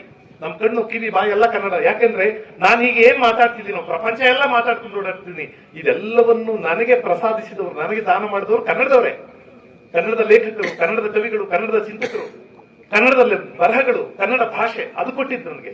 ಕನ್ನಡ ಭಾಷೆಯನ್ನು ನಂಬಿದ್ರೆ ಕನ್ನಡ ಏನ್ ಬೇಕಾದ್ರೂ ಕೊಡುತ್ತೆ. ನಾನು ಬಹಳ ಸಲ ಹೇಳೋದು, ಯಾರ್ಯಾರೋ ಎಕ್ಸಾಂಪಲ್ ಬೇಡಪ್ಪ, ನಾನು ಬಹಳ ದೊಡ್ಡ ಮನುಷ್ಯ ಅಲ್ಲ, but I am your small role model. ನನ್ನಂತ ನನಗೆ ಒಬ್ಬ ಮೇಷ್ಟ್ರಾಗಿದ್ದವನಿಗೆ ಇಡೀ ಪ್ರಪಂಚದ ಬಾಗಿಲು ತೆಗೆಸಿದೆ ರೀ ಕನ್ನಡ, ಇಡೀ ಪ್ರಪಂಚದ ಬಾಗಿಲು ತೆಗೆಸಿದೆ. ರಾಜ್ಕುಮಾರ್ ಅಂತ ರಾಜ್ಕುಮಾರ್ ಕನ್ನಡವನ್ನೇ ನಂಬಿದ್ದಕ್ಕೆ ಕನ್ನಡಿಗರ ಆರಾಧ್ಯ ದೈವ ಅಂತ ಅನಿಸ್ಬಿಟ್ರಲ್ವಾ. ನಾವು we are chasing money, we are chasing power. ಮೊನ್ನೆ ನಾನು ವಿಶ್ವವಿದ್ಯಾಲಯದಲ್ಲಿ ಹೇಳಿದೆ ನಿರಂಜನ, ನನಗೆ ಮೇಷ್ಟ್ರಾಗಬೇಕು ಅಂತ ಯಾಕೆ ಆಸೆ ಇತ್ತು ಅಂದ್ರೆ, ನನಗೊಂದು ಆಸೆ ಇತ್ತು, ಜೀವಮಾನ ಬಿಡಿ ಪವರ್ ಸಿಗಬಾರ್ದು ನನ್ನ ಕೈಗೆ, ಅಥಾರಿಟಿ ಸಿಗಬಾರ್ದು. ಅಥಾರಿಟಿ ಇಲ್ಲದೆ ಪವರ್ಫುಲ್ ಆಗಬೇಕು, ಇಂಪ್ಯಾಕ್ಟ್ ಮಾಡಬೇಕು. ನಾವೆಲ್ಲ ಸಾಮಾನ್ಯರು ತಾನೆ ಪವರ್ ಇಂದ ಓಡೋದು, ಸಾಮಾನ್ಯರು ತಾನೆ ದುಡ್ಡಿಂದ ಓಡೋರು. ದೊಡ್ಡವ್ರು ಯಾರು ಅಂದ್ರೆ, ದುಡ್ಡು ಇಲ್ಲದೆ ನಾನು ದೊಡ್ಡ ಮನುಷ್ಯ ಆಗ್ತೀನಿ ಅನ್ನೋರು, ಪವರ್ ಇಲ್ಲದೆ ನಾನು ದೊಡ್ಡ ಮನುಷ್ಯ ಆಗ್ತೀನಿ ಅನ್ನೋದು. Only by your talent, only by your capacity, only by the values you project to the society. ನಾನು ಅದಕ್ಕೆ I believe me, I swear, Niranjan ಅವ್ರಿಗೆ ಹೇಳಿದೆ, ನೀವು ವೈಸ್ ಚಾನ್ಸಲರ್ ಆಗೋದಕ್ಕೆ ದೊಡ್ಡವರಾಗಿ ಕಾಣಿಸ್ತಿಲ್ಲ ನನಗೆ. Otherwise you are a big man, otherwise you are a great person. ನಾವೆಲ್ಲ ಈಗ ಯಾವ್ದೋ ಪವರ್, ಯಾವ್ದೋ ಸ್ಥಾನಗಳನ್ನ ನೋಡಿ ಯಾರನ್ನಾದ್ರೂ ಗೌರವಿಸಬೇಕಾದ ಸ್ಥಿತಿಯನ್ನು ದಾಟಿ ಮುಂದೆ ಕೊಟ್ಟು ಹೋಗ್ತಿದ್ದೀವಿ. ಇವ್ರು ಇಂಥವ್ರು, ಅದರಿಂದ ನಮಸ್ಕಾರ ಸರ್ ಇಲ್ಲ. ಅವರ ಅರ್ಹತೆ, ಯೋಗ್ಯತೆ, ಈ ಸಮಾಜಕ್ಕೆ ಕೊಟ್ಟ ಮೌಲ್ಯಗಳು, ಅವ್ರ ಬದುಕಿನ ಕ್ರಮ, ಅವ್ರ ಪ್ರಾಮಾಣಿಕತೆ, ಅವ್ರ ನಿಷ್ಠೆ, ಅವ್ರ ಶ್ರದ್ಧೆ, ಅವ್ರ ಪರಿಶ್ರಮ, ಅವ್ರ ಪ್ರಯತ್ನ, ಅದರ ಮೇಲೆ ಯಾರಾದರೂ ಒಬ್ರು ದೊಡ್ಡವರ ಕಾಣಿಸ್ತಾರೆ ಇವತ್ತು. ನಾಟ್ ಬೈ ದಿ ಪೊಸಿಷನ್ ಈ advice, not by the wealth he has accumulated, ಅಲ್ಲ. ಇನ್ನೂ ನಿಮ್ಗೆ ಯಾರಿಗಾದ್ರೂ ಒಬ್ಬನ ಆಸ್ತಿ ದೊಡ್ಡದಾಗಿ ಕಾಣಿಸ್ತಾ ಇದೆ ಅಂದ್ರೆ ನೀವು ಇನ್ನೂ ಬೆಳೆದಿಲ್ಲ ಅಂತ ಅರ್ಥ. ಇನ್ನೂ ನಿಮ್ಗೆ ಯಾವ್ದಾದ್ರು ಒಬ್ಬನ ಪವರ್ ದೊಡ್ಡದಾಗಿ ಕಾಣಿಸ್ತಾ ಇದೆ ಅಂದ್ರೆ ನೀವು ಬೆಳೆದಿಲ್ಲ ಅಂತ ಅರ್ಥ. ಅದರ್ವೈಸ್ ಬೆಳಿಬೇಕು. ಕನ್ನಡ ಹೇಳ್ಕೊಡೋ ವಿವೇಕ ಅದನ್ನ, ಕನ್ನಡ ಭಾಷೆ ಹೇಳ್ಕೊಡೋ ವಿವೇಕ ಅದನ್ನ. ಅದರಿಂದ ಮಕ್ಕಳೇ, ಇಷ್ಟೆಲ್ಲ ಪ್ರೀತಿಯಿಂದ, ಇಷ್ಟೆಲ್ಲ ಆವೇಶದಿಂದ, ಇಷ್ಟೆಲ್ಲ ಒತ್ತಾಯದಿಂದ ಯಾಕೆ ಹೇಳ್ತೀನಿ ಅಂದ್ರೆ, ಇಷ್ಟು ಜನ ಕೂತಿದ್ದೀರಿ, ಒಬ್ಬನಿಗೊಂದು ಲೈಟ್ ಹತ್ತಿದ್ರೆ ಸಾಕು, ಒಬ್ಬನಿಗೊಂದು ಕಿಡಿತಾಗಿದ್ರೆ ಸಾಕು. ಗೋಪಾಲಕೃಷ್ಣ ಅಡಿಗಿರೋದೊಂದು ಪದ್ಯ ಇದೆ, ನನ್ನ ಅವತಾರ. ಅವ್ರು ಹೇಳ್ತಾರೆ, ರಾಮ, ಕೃಷ್ಣ, ಬುದ್ಧ, ಗಾಂಧಿ ಇವರೆಲ್ಲರೂ ಚಿಕ್ಕ ವಯಸ್ಸಲ್ಲಿ ಸಾಮಾನ್ಯರೇ. ರಾಮ ಅವ್ರು ಬರೀತಾರೆ, ಅವನು ಕೂಡ ನನ್ನ ಹಾಗೆ ಉಣ್ಣುತ್ತಿದ್ದ, ತಿನ್ನುತ್ತಿದ್ದ, ಚಂದ್ರನನ್ನು ತಾ ಎಂದು ತಾರುಮಾರು ತೊದಲುತ್ತಿದ್ದ. ರಾಮ ಕೂಡ ಚಿಕ್ಕ ವಯಸ್ಸಲ್ಲಿದ್ದಾಗ ಎಲ್ಲರಂತೆ ಮಗುನೇ. ಅವನು ನನ್ನ ಹಾಗೆ ಉಣ್ಣುತ್ತಿದ್ದ, ತಿನ್ನುತ್ತಿದ್ದ, ಚಂದ್ರನನ್ನು ತಾ ಎಂದು ತಾರುಮಾರು ತೊದಲುತ್ತಿದ್ದ. ಕೃಷ್ಣ ಗೋಪಿಕೆಯರ ಜೊತೆ ಬೆಣ್ಣೆ ಕದ್ದು ಓಡಾಡ್ಕೊಂಡು ತರಲೆ ಮಾಡ್ಕೊಂಡು ದುಡ್ತನ ಮಾಡಿದ ಹುಡುಗ. ಗಾಂಧಿ ಚಿಕ್ಕ ವಯಸ್ಸಿಗೆ ಬೀಡಿ ಸೇದಿದ್ದವನು, ಮಾಂಸ ತಿಂದಿದ್ದವನು, ಕಳ್ತನ ಮಾಡಿದಂತ ಹುಡುಗ. ಬುದ್ಧ ಹೆಂಡತಿ ಮಕ್ಕಳನ್ನು ಬಿಟ್ಟು ಅರಮನೆಯಿಂದ ಬಂದ ಹುಡುಗ. ಯಾವ ಬೆಂಕಿ ತಾಕಿದವನ, ಯಾವ ರಸವು ಸೋಕಿದವನ, ಸಾಯುವಾಗ ಎಂತ ಗಟ್ಟಿ ಚಿನ್ನವಾಗಿ ಸಾಗಿದ. ಸಾಕಲ್ಲ. ಇಂಥ ಆರ್ಡಿನರಿ ಬ್ಯಾಕ್ ಗ್ರೌಂಡ್ ಇದ್ದವರು. ನಮ್ ಪ್ರಕಾರ ಬುದ್ಧ ಮಾಡಿದ ತಪ್ಪು, ಅವನು ದೊಡ್ಡವನಾಗದೆ ಹೋಗಿದ್ರೆ ಇದನ್ನ ಇಡಿಯಟ್ ಅಲ್ವಾ. ಅವನು ದೊಡ್ಡವನಾಗಿದ್ರೆ ನಮ್ಗೆ ದೇವರಾಗ್ತಾ ಇಲ್ಲ. ಹೋಗಿದ್ರೆ ಹೆಂಡತಿ ಮಕ್ಕಳನ್ನು ಬಿಟ್ಟು ಮಧ್ಯರಾತ್ರಿಯಲ್ಲಿ ಎದ್ದು ಹೋಗೋದು ಯಾವ ದೊಡ್ಡ ವಿಷಯ. ಅವನು ಅದಕ್ಕಿಂತ ದೊಡ್ಡದನ್ನು ಸಾಧಿಸಿದ.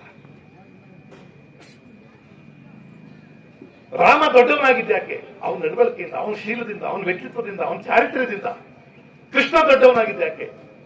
ಅವನ ಧರ್ಮ ಸ್ಥಾಪನೆ ಮಾಡಬೇಕು, ಒಳ್ಳೆಯದು ನಿಲ್ಲಬೇಕು ಅಂತ ದುಡಿದ್ರಿಂದ. ಗಾಂಧಿ ದೊಡ್ಡವನಾಗಿದ್ದ ಯಾಕೆ?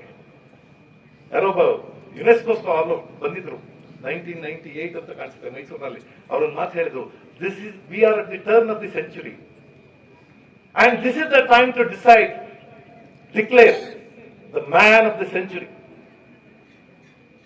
I think the whole world will declare Mahatma Gandhi as the man of the century with total unanimity ಅಂತ ಹೇಳ್ದ. ಒಬ್ಬ ಮನುಷ್ಯ, ಒಬ್ಬ ಮಾರ್ವಾಡಿ ಹುಡುಗ, ಗುಜರಾತ್ ಅಲ್ಲಿ ಬೆಳೆದವರು, ಹೈಸ್ಕೂಲಲ್ಲಿದ್ದಾಗ ಅವ್ರ ಅಣ್ಣನ ಹತ್ರ ಅವ್ರ ಅಣ್ಣನ ಬಂಗಾರದ ಕಡಗ ಕತ್ಕೊಂಡೋಗಿ ಹಡ ಮಡಗಿದ್ದು, ಹೆಂಡ ಕುಡಿದಿದ್ದು, ಅವರ ಜಾತಿಯಲ್ಲಿ ಮಾಂಸ ತಿನ್ನಲ್ಲ, ಇಂಥದ್ದು ಮಾಂಸ ತಿಂದಿದ್ದು. ಆ ಹುಡುಗ ಸಾಯುವಾಗ ಎಂಥ ಗಟ್ಟಿ ಚಿನ್ನವಾಗಿ ಸಾಗಿದ. ಇಡೀ ಪ್ರಪಂಚ ಕಣ್ಣೀರ್ಗರಿತಲ್ವಾ? ಯಾರೋ ಮಾರ್ಟಿನ್ ಲೂಥರ್ ಕಿಂಗ್, ಯಾರೋ ಯಾವುದೋ ದೇಶದ ಯಾರೋ ಒಬ್ಬ ವ್ಯಕ್ತಿ, ನಾನು ಗಾಂಧಿಯಿಂದ ಪ್ರಭಾವಿತಗೊಂಡು ನನ್ನ ದೇಶದ ಬಿಡುಗಡೆಗೆ ಹೋರಾಡಿದೆ ಅಂತ ಹೇಳ್ತಾನಲ್ಲ, ನೆಲ್ಸನ್ ಮಂಡೇಲಾ ಹೇಳ್ತಾನಲ್ಲ, ಮಾರ್ಟಿನ್ ಲೂಥರ್ ಕಿಂಗ್ ಹೇಳ್ತಾನಲ್ಲ, ಇಡೀ ಪ್ರಪಂಚವನ್ನ ಪ್ರಭಾವಿಸುವಂತ ಶಕ್ತಿ. ಅವನು ಯಾವ ಮತ, ಯಾವ ಜಾತಿ, ಯಾವ ಧರ್ಮ, ಯಾವ ದೇಶ ಬಿಟ್ಬಿಡಿ ಅಂತಲ್ಲ, ಅವನ್ನೆಲ್ಲ ಬಿಟ್ಟು ಅದರಿಂದ ಆಚೆಗೆ ಮನುಷ್ಯನಾಗಿ ಯೋಚನೆ ಮಾಡಬೇಕಲ್ವಾ? ಅವ್ನು ನಮ್ಮವನ ಅಂತ. ನಿಮ್ಗೆ ಗೊತ್ತಾ, ಸಿಂಧು, PV ಸಿಂಧು ಅಂತ ಹುಡುಗಿ ಬ್ಯಾಡ್ಮಿಂಟನ್ ಗೆದ್ದಲ್ಲ, ಏನ್ ದೇಶ ರೀ ಇದು? ಮಾರನೇ ದಿವಸ ಗೂಗಲ್ ನಲ್ಲಿ ಹುಡುಕಿದ್ದು which caste PV Sindhu belong to ಅಂತ. ಏನ್ ದರಿದ್ರ ಜನ ಅಂತ ಅನ್ಸಲ್ವಾ? ಅಲ್ಲ, ಅವಳು ನಮ್ಮ ದೇಶದ ಹೆಮ್ಮೆ. ಆ ಹುಡುಗಿ, ಆ ವಯಸ್ಸಿನ ಹುಡುಗಿ ಒಂದು ವಿಶ್ವ ಮಟ್ಟದ ಸ್ಪರ್ಧೆಯಲ್ಲಿ ಗೆದ್ದಿದ್ದಾಳೆ ಅಂದ್ರೆ ನಾವು ನಮ್ಮ ದೇಶದ ಹುಡುಗಿ ಅಂತ ಯೋಚನೆ ಮಾಡ್ಬೇಕಲ್ವಾ? ಯಾವ ಜಾತಿಯವಳು ಅಂತ ಹುಡುಗಿದ್ರು ನಾವು. ಈ ಕ್ಷುದ್ರತೆಗಳನ್ನ ಬಿಟ್ಟು ಮೇಲೆ ನುಗ್ಗದೇ ಇದ್ರೆ, ನಾವು ಈ ಕ್ಷುದ್ರತೆಗಳನ್ನ ಬಿಟ್ಟು ಮೇಲಕ್ಕೆ ಏರ್ದು ಹೋದ್ರೆ ನಮ್ಗೆ ಯಾಕೆ ಎಜುಕೇಶನ್ ಕೊಡ್ಬೇಕ್ರಿ? ಈ ದೇಶ ಯಾಕಪ್ಪ ಎಜುಕೇಶನ್ ಕೊಡ್ಬೇಕು? ನಾವು ಎಂಜಾಯ್ ಮಾಡ್ಕೊಂಡು ಜಾಲಿ ಮಾಡ್ಕೊಂಡು ಓಡಾಡಕ? ಅದಕ್ಕಿಂತ ದೊಡ್ಡ ಉದ್ದೇಶ ಇದೆ. ಈ ಪ್ರಪಂಚದಲ್ಲಿ you can become anything you want, provided you determine, provided you declare, provided you work for it. Abdul Kalam ಹೇಳ್ತಿದ್ರಲ್ಲ, ಕನಸು ಅಂದ್ರೆ ನಿದ್ದೆಲ್ ಕಾಣೋದಲ್ಲ, ಯಾವ್ದು ನಿದ್ದೆ ಮಾಡಕ್ ಬಿಡಲ್ವೋ ಅದು ಕನಸು.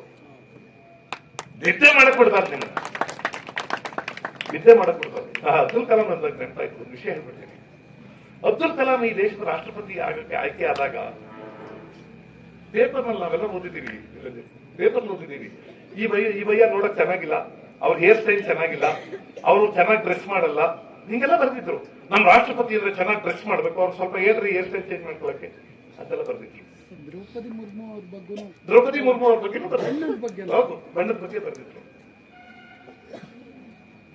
ಏನ್ ಇಮೆಚ್ಯೂರಿಟಿ ಅಲ್ವಾ ಇದು?